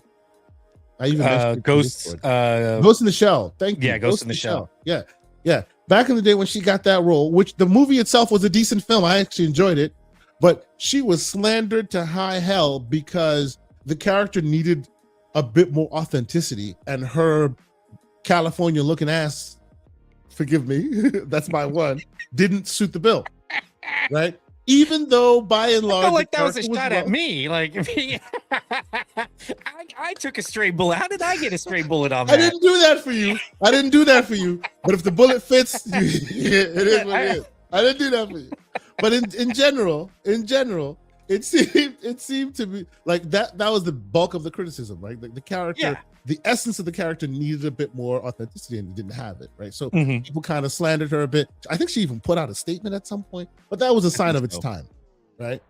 Now, this to me kind of washes away Kratos' authenticity as well, as even said by the creator of Kratos in the form, right? Like he is a Mediterranean man, and this guy is a Viking. Make no mistake. Yeah. Am I wrong? No, you're not wrong at all. I can see, again, just like Sophie Turner, I could see the concern.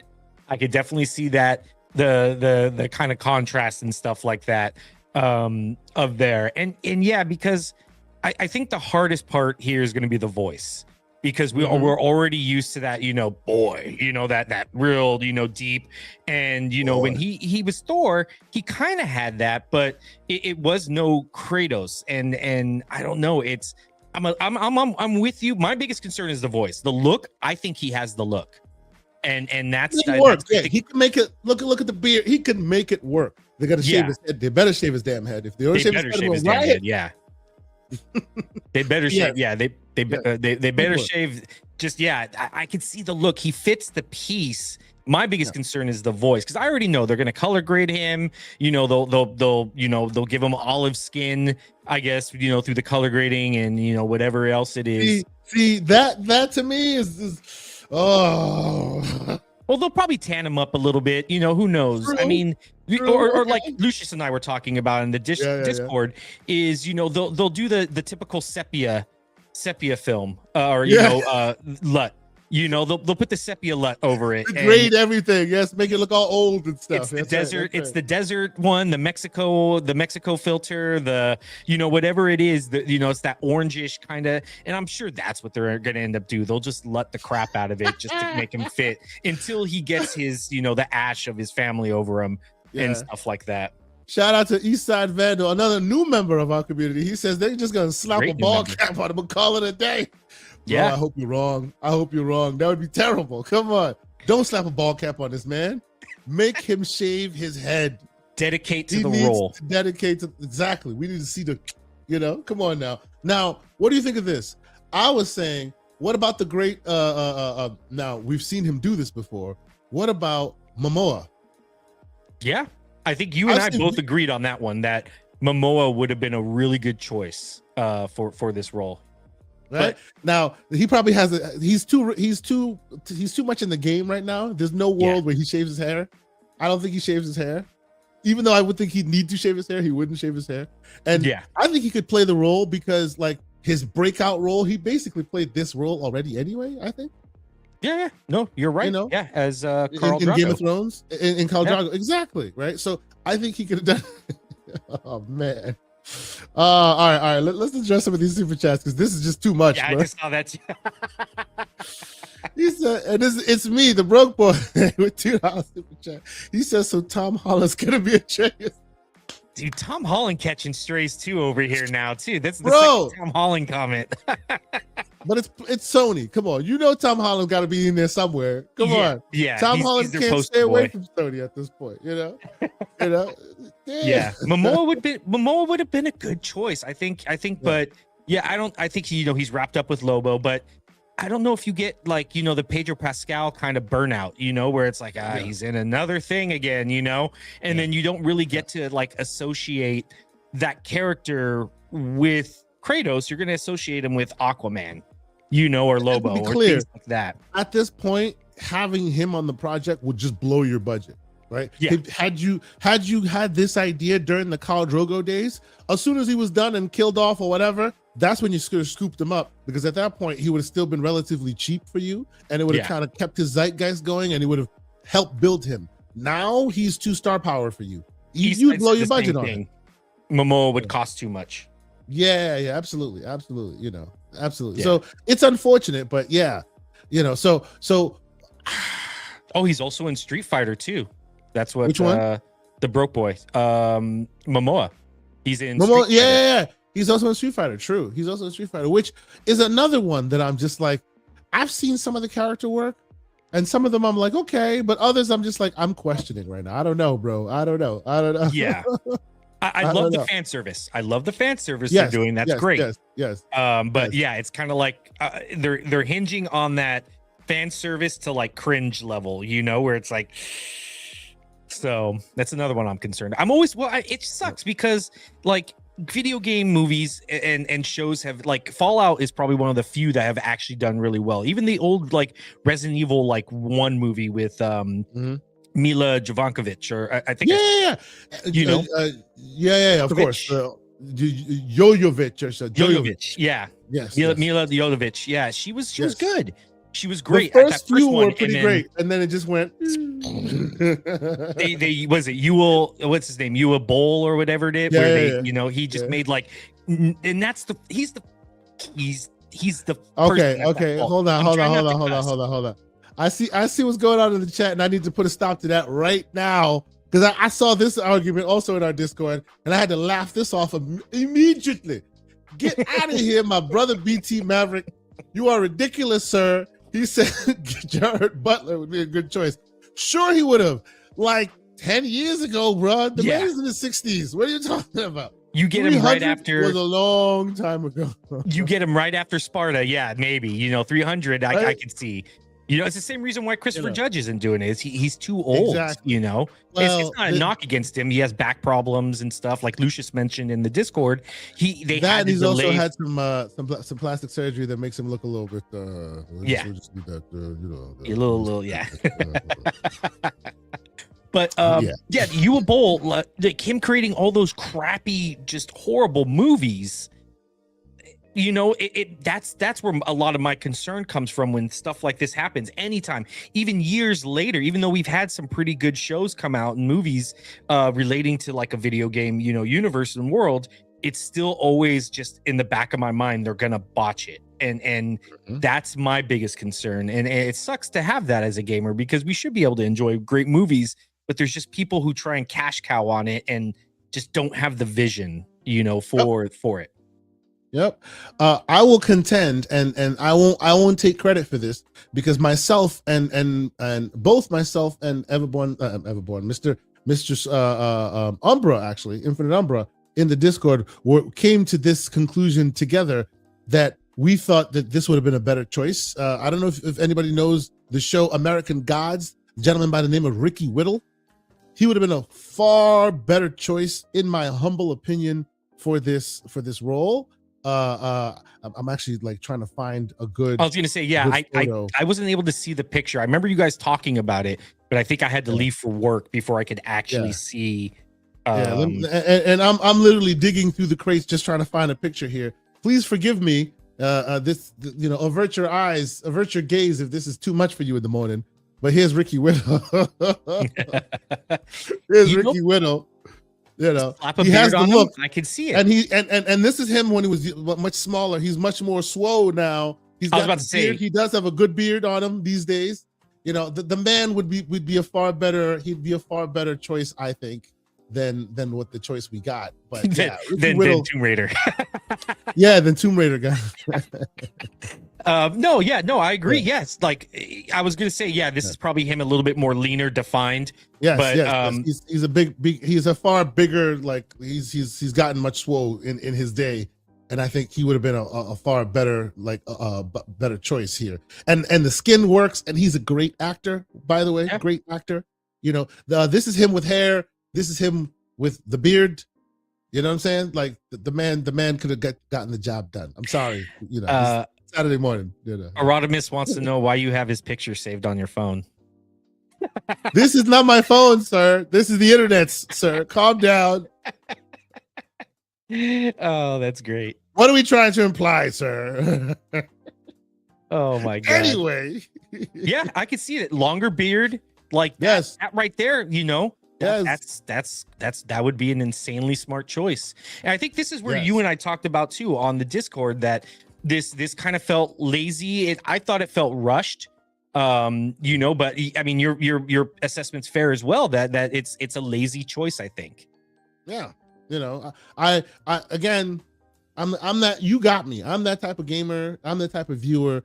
Like if you have something that interests me or catches my eye, I'm there, even if I'm skeptical. So I'm that guy who's, I will tell you up till now, has seen every single thing MCU related that Disney has released, like everything, even the crap. I've seen it all. The cartoons, everything. Stop it. I will fight for Eternals. We can talk about that in the Discord. Anyway, but so you got me, right? But I wish they had done a bit more. I feel like this character deserved a bit more fanfare, a bit more oomph, as far as maybe go far and wide, seek somebody, no name. We were having this argument, this conversation in the Discord.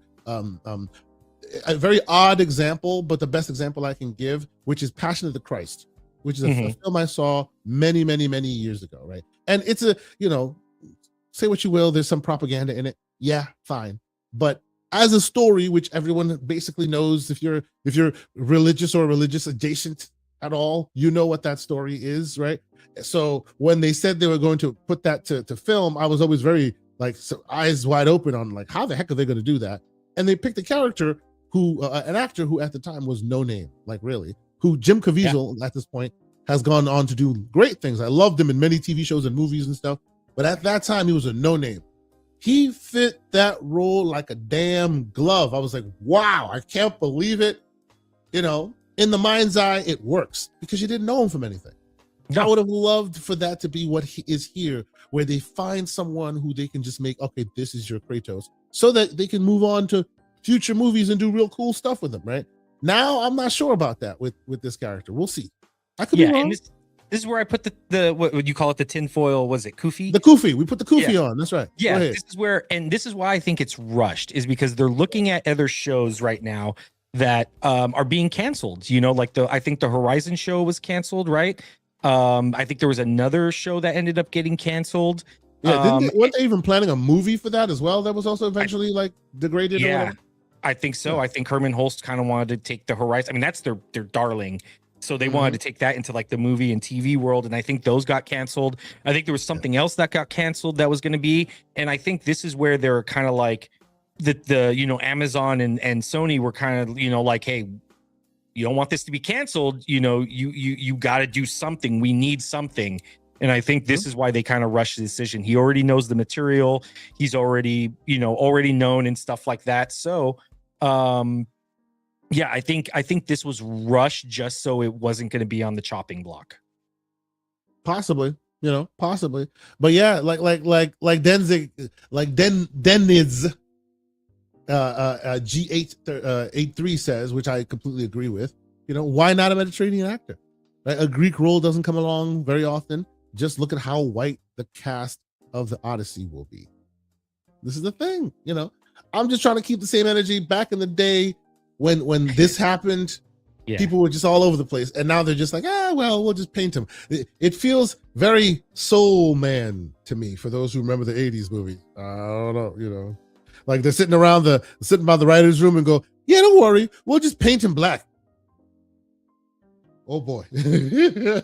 Digital, I guess it would be digital blackface in a sense. Would it be? Where you kind of overdo that color grade and in the 80s there was no digital about it. They physically blackfaced the man. Oh yeah, well, back in the day. I mean, for these coming up, for this, coming up, it would be this digitally distinct thing. It's just digital. Yeah. I was just like, we'll handle it in post. I don't know how I feel about that whole thing. You know what I mean? I'm just like, no. Yeah, it's a little shaky, especially with what you can do. Especially when you do have like we were talking about in the Discord too. It's like so many great actors out there. Waiter. Come on now. There's a waiter somewhere in Hollywood right now serving, tables that would have been the perfect fit. Indeed. So it's just, to me, a wasted opportunity. Very sad. Come on, guys. Next time, do better. Kind of a situation for me. Yeah. But no, again, let us not like lead folks to think that pitchforks and all of that. No. It is what it is. We will gladly wait and watch and see what happens. I hope it's great. I like the casting choice. Like I said, I think it's a good casting choice for what they had. Is there better? Of course. But I think I like him. I liked him in Sons of Anarchy and stuff like that. I think he's going to be I think he's going to nail it. And I don't know. He has the look already. He knows the material, at least. He knows this. He understands the source. Yeah, absolutely. Yeah. And there is an argument to be made that, hey, he does have a connection, as Sony would imagine. He does have a connection to the source material. He does have some kind of star power, because he used to be on Sons of Anarchy and a few other places, right? So there is some notoriety there. It is what it is. Drake, I see you, bro. Drake Williams being very slanderous right now. No. That is great. The only one I haven't heard people call out is the voice of Mario. What's his name again? He should be. Chris Pratt. Yeah, wasn't Chris Pratt available? Like, come on. Yeah. It is what it is. Yeah. But very nice. Yes. Anyway. Oh, you see, people giving you that smoke. You could be the. Yeah, that's true. I mean, I got the beard and stuff like that, so I'm ready. Yeah. But all right, ladies and gentlemen. So register my concern here. This is me. Register my concern. I'm not gonna go off the beaten path. I'm not going crazy.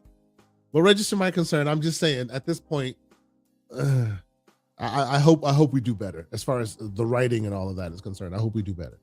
But, it's fair criticism. No. I missed a quick super chat, so let me catch up on that real quick. The great Soltech, who's been here, who's a great member of our community, mod in our Discord, he says, please, with the super chat, please hit the like button and subscribe. Brokeback Poppy is missing. Oh man, seriously, bro? You're going to hear from Marge Simpson later. I'm just saying. But thank you, brother. I appreciate you. Damn. Somewhere he's groaning like Marge, like he's that. Just like, all right. So okay, let's talk more Xbox stuff, because I know you're an Xbox fan, as we all are, right? So did you hear how this whole Forza Horizon 6 leak thing happened? Because I think it's kind of a little ridiculous. Is this a controlled leak? Is this a real, please? I don't know, because somebody had to have typed that in, had to set it to release, had to there's a lot of moving parts here that just aren't somebody just made a simple mistake. There are controls that force you to make sure that you vet the information that goes out, right? There are multiple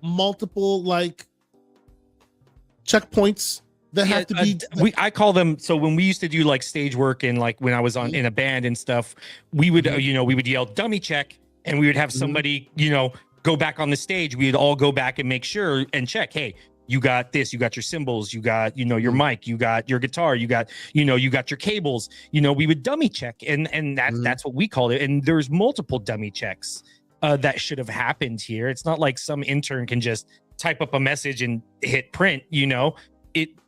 There has to be something here, and I would say this could be a controlled leak, maybe to kind of get some sense or feel out the feelers out there, to see how would people feel about a May release, and then because they haven't really announced anything actually officially, unless some people would take this as an official announcement since it is in a game. So let's level set. So we let people understand exactly what we're talking about. We're talking as if we assumed, and I see you there, Eastside. He says I missed it. What's the leak? So here's the full story as we have it on Front Street, and we are covering what a few other reputable outlets are covering right now, including in this case Tweaktown. Right, and it's that the Forza Horizon 6 date just leaked inside Forza Horizon 5 of all places. Okay, yeah. Now we live in a world where AI is a thing. We live in a world where people have many tools to deceive the naked eye. So take all of this as you will. There's been a lot of people trying to recreate this thing that was seen, and so far no one else has been able to recreate it. So all that put into the story up front so you understand, right? What's happening is some individual, an individual, which this is Xbox F10 on Twitter, right, found and saw this ad inside Forza Horizon 5. And this is as big as I can make it, which literally says Forza Horizon 6, pre-order now and get the pre-tuned exclusive Ferrari J50 in Forza Horizon 6. Discover the breathtaking landscapes of Japan and over 500 real world cars and become the legendary racer of Forza Horizon's biggest open world adventure yet. Pre-order Forza Horizon 6 Premium Edition or get the premium upgrade. Early access 4 days starting May 15th, it says. And this is not from me. This is not from any source. This is literally from this screenshot here, right? May 15th, it says. VIP membership, welcome pack, blah, blah, blah, blah, blah. Like it's as if the announcement had already been made, and now they're just reiterating, what the announcement that had been made. Even though I don't know about you, but I have not heard any announcement officially been made. So we're gonna find out next week. That's right. Is this CG? Or is this something that somebody kind of put together because they are like CG, like real in game, or something like going on? Because look, engineer, I'm an engineer by trade. You work on games. You know some of the logistics of what goes on in the back end. At a high level, with organizations like this, which is so steeped in corporate, like they have a corporate mindset. This is not a bunch of buddies making a game. This is a corporate entity with hundreds and hundreds of employees and a lot of bureaucracy. Before a game or any like pixel touches the screen, it's been vetted through multiple layers of systems and blah, blah, blah, blah, blah, blah. That's how it works in corporate. Because God forbid you put something out you're not supposed to. You could be sued and all this other. And this is Microsoft back. Oh, right? This is not Forza Horizon 2. This is Forza Horizon 6. They've been at this for a long time. So I say all this to say, this is very surprising to me if it's a mistake. Because it's like, what systems do you have in place? Are you kidding me right now? How many layers did this traversed and nobody went, maybe we shouldn't share the date right now? Yeah. So that tells me if this is real, somebody got fired or getting fired. Oh, yeah. But it might not be real. What do you think, sir? What do you think? I mean, you have to send this through one spell check. Two, you get somebody to spell check it for you. Two, you send it through PR, to make sure it lines up and you have everything, you're, like I said, you got your P's and Q's crossed, get your P's and Q's crossed, dot your I's, cross your T's, you make sure it's ready for release and marketing, you get legal involved.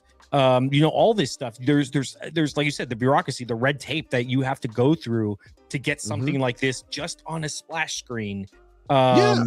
It's no joke. People don't think, like the behind, even when I've worked with certain companies, for the Reddit with developers and stuff, they're like, okay, well, we got to go back to PR. We got to go back to legal. There's, they have to get their checks and stuff like that. It's not something that we can just sign up like that. It takes about a week to get certain things set up. Microsoft included. I've worked with them, with and stuff. So it's nothing to just say that's, some, like I said, some intern was just typed it out real quick and hit print, and send.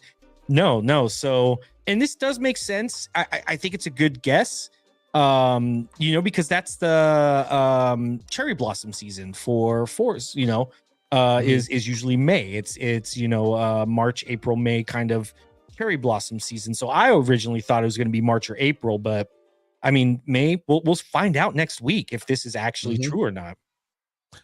So it may very well be true. It may not be true. I'm less concerned about if it's valid or not, and I'm just assuming it is, and scratching my head about, like, are people just on autopilot like that in the company to the point where all of it, like, or would you say they're on co-pilot? Just saying. I mean, what you did there, sir. I see what you did there. Oh man. That is not good. That is not good. Oh boy. Okay. Yeah. Would you say they're on co-pilot? Just just hey, type me a release message. Yeah. Yes. So it looks like, if we are to believe this, and by the way, as you see, like this links to the actual still post that it still exists, right? And even the great Tom Warren says, whereabouts did you see the pop-up? I can't get to reproduce himself, right? A lot of people have been trying to reproduce it. People have been trying to, take it on face value, be honest about it. And not as many people have been able to reproduce it. So there's that. But yeah, let's just assume it is true. Does it seem plausible to you? Is this something you can see happening? Oh, or is this, yeah? I mean, maybe it is. Like you said, people just are, on autopilot, and it hits their desk and they just do a quick, okay, blah, blah, blah, okay, yeah, send it. Blah, blah, blah, oh yeah, send it, and they get so many different things, especially with how many moving parts there are, inside Microsoft. And yeah, I could definitely see this missing a few checks, just because, people think, just like you said, just like we think that this is a massive corporation. Oh, somebody's going to catch it. And it could have just been somebody got complacent, multiple levels. It just was that perfect storm, of snowball effect, where it just, everything lined up just absolutely perfectly for something like this to happen. So I wouldn't put it past it, especially with how big Microsoft and Xbox is, that somebody got, multiple people got complacent on this. Perfect wild. Yeah, absolutely. But I hope it's true. I would love to play it soon. That's awesome. I hope it's false so we can get it in March or April so we can play it even sooner. Yeah, there you go. That's true. True. But we'll find out next week. We'll see. There you go. What it says. To that point, before we get out of here, because I want to keep it concise this week. We have about 15 minutes left. I want to do a nice concise show this week. Ask, sir. What do you think? There's rumor and speculation abound about what we will see, because there's always they have kind of trained the populace at this point. There tends to be a shadow drop. There tends to be an extra game that they reveal last minute. What are your thoughts, sir? I know you and Boom have speculated a time or two at this point. Yeah, we're a week away from it, barely a week away from it. What do you think we're going to see there? What teams do we not know of right now that we'll probably be all excited about next week when we reconvene and talk? Yeah, I mean, we know what the fourth game is going to be. It's been already. Well, I mean, it's been heavily speculated. It's been heavily leaked already, and that's the Double Fine, Kiln game. I think it's been hinted, and then I think Jez actually just like outright said it. I think on a podcast or in some art or something like that that's what's coming. Eastside Vandal says Fallout New Vegas remake. I think that is actually on the table. You can't have this stellar season coming to a close. You really want to set it up. You really want to get people hyped into this season. Announce the Fallout New Vegas remake right then and there, a week before the season finale ends. You're going to drive viewership through the roof. Whether it'll be a shadow drop in there. Huh? Yeah. Yeah. If there is a game there, that would be the perfect time, because there's still, if I'm not mistaken, they're still releasing episodes all the way right up until that time, right? So if you were to drop it right there, now people can continue playing in that world after the show is done. Yeah, that's how you capitalize on. That'd be a good look. Because last time, if I'm not mistaken, that was our number one criticism. Like, the game is done now, or the show rather is done. It made such a splash. It would be cool if you had a game to Fallout 3 remake or something, or Fallout, something. But I mean, and then again, though, this is also where Xbox kind of drops the ball a lot when it comes to marketing, and their inexperience in dealing with movies and TV shows. So that's kind of the where my biggest concern is. This is where Xbox drops the ball when it comes to TV and getting their name out and their IPs out and stuff into the mass consumer market. Which Sony excels at well, because they have a music branch, they have a TV branch, they have a movie branch, so they're experienced on how to sync stuff up for that. But I would say Fallout remake. Based. Absolutely, they do. Yeah, and you know what? The criticism I'll give to Xbox is, I used to love the way Bethesda doled out the message. If you remember how Fallout 4 came out, it was awesome, right? You didn't even know it existed, and then 6 months it was in your hands. The way they showed it off, they had a whole, they basically had their own separate E3 thing after the regular shows had gone. They had their own. That was one of the main exciting parts to me about Microsoft acquiring them. I was hoping that whiz bang, interesting, spontaneous energy would also spur into Xbox, which I would say, I guess some of that is happening now with all their shadow drops and stuff, but I feel like it's less than it used to be. It's not as whippy as it used to be. They used to be very good at that, right? Yeah. I think one year they did a theme park theme. The whole thing. Yeah, Bethesda Land. Bethesda Land was fun. Yeah, stuff like that. Pretty awesome. It's me, the broke boy. $2 super chat. He says, remember last year Doom leaked prior to the dev direct. That is true. They tend to have this niche of always releasing stuff or having stuff drop right before people talk, right? Either it's bad news or interesting news. Oh, we are firing a bunch of people. Don't worry, there's some games here to be played, or some leaked stuff comes about. At least so far, it hasn't been bad news, which that's a good thing. No. And that's kind of typical for most companies. They're like, oh, hey, here's some bad news. And then all of a sudden they have the dev direct, or they'll have their showcase, a week later. And then everybody next week is like, what happened last week? It's just a way. Every company does that. It's the classic misdirect, where you drop something bad and then you give something really, really good out. And it kind of just overshadows the bad. Happens. Every company does it, we'll see what happens with this, if this is an actual leak when it comes to what he was talking about with Forza and stuff like that for Will the Broke Boy Lewis. No, but no, look, don't let any of this fool you. We are super excited to see what's what. What do you think? What? You never said what you thought would be coming.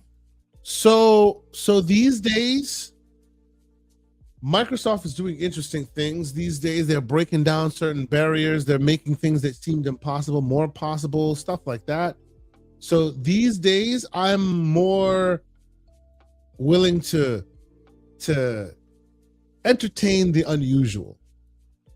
I'm more willing to entertain the unusual these days, right? So you see the historical developer of Pokemon, right, is now going to show their wares on the Xbox stage, Game Pass and all of that. Something you would have never thought would happen historically, right? They didn't really have a relationship like that, but here we are, right? Square has been on the stage as well. All this, so I feel like it's super interesting that we are in a place now where anything can happen with them, and I think that's excellent, right? So I'm not saying it's going to happen now. I don't expect it to happen now, but there will be a day where the Team Green will unveil something, and it'll be from Team Blue. That's actually I've heard that as well. That might be something coming as well. And it'll be Team Green opening the door, and Team Blue just literally like enjoying themselves, showing their wares off on the Xbox stage. And I'll just be like, and that'll be the Tom Holland today. I'll be like this. I'll be like this. Yep, I think all of us will be. Yeah, like I said, speaking of Tom Holland, he's been a conversation of the night. You know, speaking of Team Blue and Tom Holland, that's a possibility if you guys picking up what I'm putting down. You know, Black John also said. Oh, sorry. Go ahead. No, please go ahead. What were you saying? The Black John also said Final Fantasy VII drops the same day. Maybe Rebirth news too. Yeah, that would be another perfect opportunity right there. But wait, you get to play Final Fantasy VII today. Let's announce what's next for Xbox. Yeah, that's another possibility. Didn't the Square, one of the Square devs, make promises on Twitter? I promise to bring all the games. Blah blah blah blah. Maybe this is the how they thread that needle and have that conversation with the public. It would be a good opportunity to do so. Yeah. Yeah. No, 100%. And to that point, the OG Final Fantasy dropped on on Game Pass, one of the last drops recently. Yeah. Like maybe a week and a half ago. Maybe they're telegraphing something there. Just saying. Walks like a duck, talks like a duck. It is what it is. Might be a duck. It is exciting times. Okay. Yeah, I'm waiting for the day when that, I'm looking for that unusual. I'm looking for that. But I've said it on Bloom Show, for me these days, what keeps me there in that ecosystem, what keeps me excited in that ecosystem is making me like things that are new, things that I didn't know I'd like beforehand, right?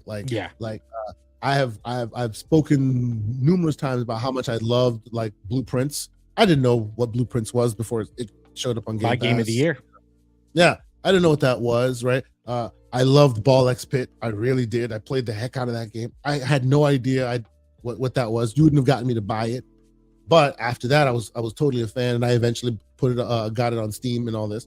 So, that's one thing I think that they are very good at these days, which is finding that interesting. I mean, look at the game of the year in Expedition 33, which was also there, right? They are very good at finding those things that will be the future look, the future amazing game. So while I'm there and excited for all the AAA awesome games that they are also providing, which the recent game, a lot of people maybe didn't give a time to Star Wars Outlaws. Give it another shot. They've done a lot of fixes. It's on Game Pass. Down, awesome. An amazing title. I loved it when it first released too. Yeah, I wasn't a big fan of the stealth. It did some weird things, but now it's much better. Play it. It's really cool. You want a Star Wars universe and be immersed? That's the game. It makes you feel like you're playing Star Wars. Yeah, it's cool. They put that out there, right? So there's that. But what I'm there for right now are the unknown, the crazy weird things that just come out of nowhere, and you're Quarantine just like, Zone. There you go. Right out of nowhere, you're just like, wow, what an idea, what an interesting concept, So they're doing a lot of really cool stuff there. And not to be outdone, PlayStation also has been releasing some interesting things on their PlayStation Plus service as well. So when they do, we call that out. But I gotta say, I think they're batting 1,000 right now. Although when I do look on what they released recently right now, which is My Little Pony, a Cypher, a Cypher height mystery. Yeah, I think I'll skip that one. But yeah, before that, Quarantine Zone. Yes. Easy Chivos, yes. That's your thing. No, I think that's it, man. I think that's it. Let's see. Oh, we have the great Sith Lord, who's been a member for 21 months. Thank you so much. He says, do you feel the G in games look like a 6? Do you have a kufi on yourself, sir? Are you trying to say something? If a lot of people think that means, 6 games that might be announced, and maybe. I know. I mean, they've also did this last year or 2 years ago with the Forza, where they made everything, kind of look like a 6. All the G's look like a 6. Maybe people take it off. Let them surprise you. Yeah. I hope you're right, though. I hope it's a bunch of games. Why not? Shoot. They got so many games to show at this point, Yeah. Oh, yeah. Yeah. And then we have the great Adidas 20, who's also been a member for 19 months. So generous. Thank you so much. He says, salute K. What up, Court? What's Salute up, brother? You, good to talk to you, man. Hopefully we can meet up this year in LA. I know you wanted to, I think last year. And on that topic, we the plans are still afoot. We're not sure what's what. There's no official word from Xbox just yet as far as whether they're going to have a thing this year. Last year they didn't have a thing, which was very unfortunate. Although shout out to the great Ben Kenobi and Hargeet, they had a thing out there which was really awesome. I've been slandering them forever because they didn't put the video out, and I wanted them to put the video out. You would have seen how awesome it was. Hopefully this year they're able to put some videos out and show people how great a time that was. I'm still thinking about it. I might be out there as well. So if you are Adidas 20, I look forward to hanging out with you, sir. Just like I did with Korkenstein last time I was out there. Yeah, man, it was fun getting to meet people, because that's what we do on this show. We sometimes go touch some grass from time to time. I think I think Web Dave got his. I think Hargeet already got his. I think Hotel and stuff like that. So the wheels are already moving. I think some people are getting there. On the panel and being super generous himself, dropping 5 gifted subs. Thank you, sir. Appreciate you. Yeah, no problem. Like I said, thank you for having me on. Shout out to the great Korkenstein. We need to have you on more, man. It's awesome, and it's hilarious. It's like I felt like I already had you on. He's always in the Discord. We're always chatting. They're on a daily. The man is there. So I'm just like, he's part of the group. Like my brain went, when was the last time he was on again? And I was convinced he was on before. I'm just like, yeah, I know. I'm sorry. No, it's all right. Like I said, I absolutely love it. Thank you for the absolute honor to be on here and stuff. Like I said, it's always enjoy your wealth of knowledge. I know I made the joke. I was like, we're probably gonna talk about tech, and then Kay's gonna have to explain things to me like I'm 5 years old, because he's way smarter at me when it comes to tech stuff. But you are a scholar and a gentleman, sir, and I appreciate you having me on. This was an absolute joy to start my weekend off. Oh, thank you, sir. Now, this is great having you on. Shout out once again to the great Everborn Saga, who hopefully is recuperating his voice right now. If you're not, you better be doing that, bro. I hope I don't see you in the Discord, because if you are in the Discord, you're talking like Marge Simpson right now. I will slander you repeatedly. I could start to hear it yesterday when he was in the Discord. I could be like, oh yeah, I'm hearing it for sure. Oh yeah. It was like, God, bro, what are we doing? Yes. So he's in there, and he of course was continuing to talk. What we do. Yeah, I know. We do. Yes. I'm wishing him well wishes and speedy recovery. Absolutely. But again, before we get out of here, 2 great things going on in our Discord this coming week. One, I just started the fan made stuff. Lots of awesome made games, like fan made games in there. Some titles being the Dead Space D-Make, not remake, the D-Make, meaning a PS1 version of that. Looks so cool. That looks so cool. I've seen it before. Yep. The Mario 64 Deluxe, that one looks like they've like spit shined Mario 64 to like modern degrees. Pretty insane. So many games, so many Sonic derivatives out there. Like, and I'm calling on the community. If you know any cool ones, add it to the list, because I love it, and I can go like a week playing just games that some fan made. So we're building that out there. So that's awesome. We also have an initiative in our Discord where we are counting down all the greatest games of all time. We're putting them together. Great concise list. Starting with Nintendo, we will start this week. Monday, Tuesday, somewhere like that. We'll start with Nintendo, and it will be a fight of all fights. It'll be a battle of all battles. If you don't want Kung Fu Heroes to lose, if you don't want Jackie Chan Action Kung Fu to lose, if you don't want Legendary Wings to lose, which is my favorite game, oh, it's a good one. Commando, get in there. Old Batman game, Batman game. Will Aladdin be part of the top 10? Oh no, Ducks, Darkwing Duck, original Castlevania.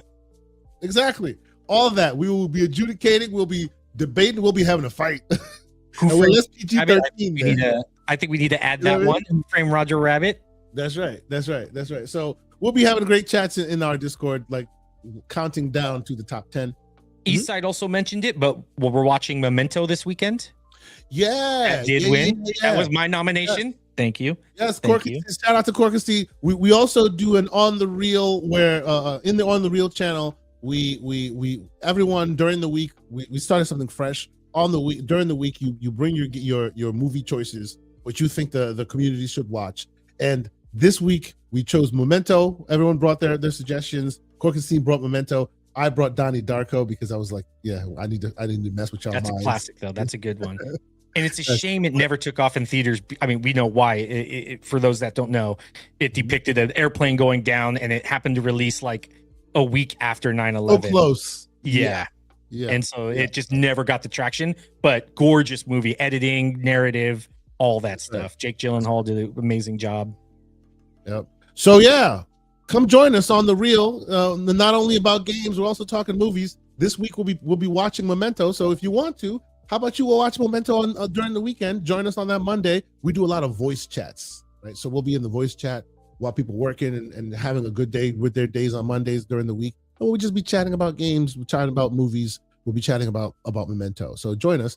Do you know what I want to add? Remember during when the Matrix was big, when Matrix 1 first came out, right? Oh yeah. Right after that, Equilibrium, or either 6 months before or after Equilibrium came out. Did you ever see Equilibrium? It sounds so familiar. You need to watch Equilibrium. To my like, it was every bit the action movie of the Matrix, but it overshadowed the Matrix. It had a pretty big cast too, right? Yes, with Tate Williams, I forget Tate Diggs rather. Yeah, Tate Diggs and Batman, Nolan's Batman. What's Christian Bale. Christian Bale, yeah, Tate Diggs and Christian Bale. They had Gung Fu. It was awesome. I'll put that up for probably. Oh yeah, Eastside just said Gun Fu. Yeah. Awesome movie, Equilibrium. Most people didn't watch it because it was overshadowed by the Matrix. But yes, these are the things we talk about in the Discord, folks. On the reel, movies, a whole bunch of other stuff. Thank you, Soil Tech, for your nomination as well. Yes. Gorkenstein, please tell the fine people where else they can keep up with your ongoings. Put your link in the chat one more time. Let people know where they keep up with you. And thank you so much for being here, sir. Yeah, big thank you. Like I said, just like your Discord, this community here has an amazing, awesome time talking with everybody in the chat, talking with you as well, getting a chance to do it on the one-on-one basis, which is really awesome. I feel honored. For me, I just posted it. Like I said, I mod the our Xbox subreddit. We're going to be doing some really cool, great things this year, like maybe getting into reviews and previews just for that community. We do a ton of giveaways. We always have AMAs. So if you want to interact with devs of your favorite game, let us know. We'll talk to them. We'll reach out to them. We have a bit of a name and a reputation in the industry to get AMAs out there, and that's because you want it. That's what we do as mods. We're servants of the community, and we want to make sure you guys get what you want to talk about and what you want to see. So join the subreddit. Let me know. You can find me on Twitter, on Blue Sky, on Threads as the Korkenstein or Korkenstein. Either one works. That's Web Dave makes fun of me all the time. He's like, it's Frankenstein or it's Frankenstein, and he's like, it's Frankenstein. Frankenstein. Yeah, Frankenstein. Yeah. So yeah, you can find me there under that name. And then, yeah, I had to make the unfortunate decision to step away from Game Pass Gumbo just because I want to start my own channel. And I keep saying that. And then I get wrapped up in another podcast, or I start like jumping to new different things and I got to focus. So Korkenstein Gaming, it's right now it's Xbox Talks on YouTube. But I talked with the guys since our like I said, the mod passed away earlier last year. We're no longer going to do the podcast. So they said, yeah, rather than waste those subscribers and people that want to hear about Xbox, just change it to Korkenstein Gaming. So that rebrand will be happening hopefully in the next month or two. Awesome. That's great. So we're going to hear more from Korkenstein, get more in the community. I look forward to it. That's awesome. So thank you so much for being here. We'll make sure we get you more on here. I will not forget that we hadn't had you on here before. So thank you so much for being here. I appreciate you. And Pick on Fusion, who's a member for 19 months. How kind. Thank you so much for your contribution. Yeah. He says, Happy New Year, peace and blessings. Same to you and same to all the great people in the chat. Thank y'all so much for being here for this week. And once again, if you happen to catch Mr. Everborn Saga out there in them Twitter or other streets these days, he's more on Discord than most places. Shout out to Everborn Saga. He's probably sipping on a lot of tea and drinking lemon and things. But yeah, we'll catch up with him. But I think that's it for us this week. That's it. We out. It's been an awesome show. Thank you once again, Cork team, for being here. And yeah, man, we'll see y'all next week. Thank you. Peace. Take it easy, guys. Enjoy gaming. Thanks for being on it.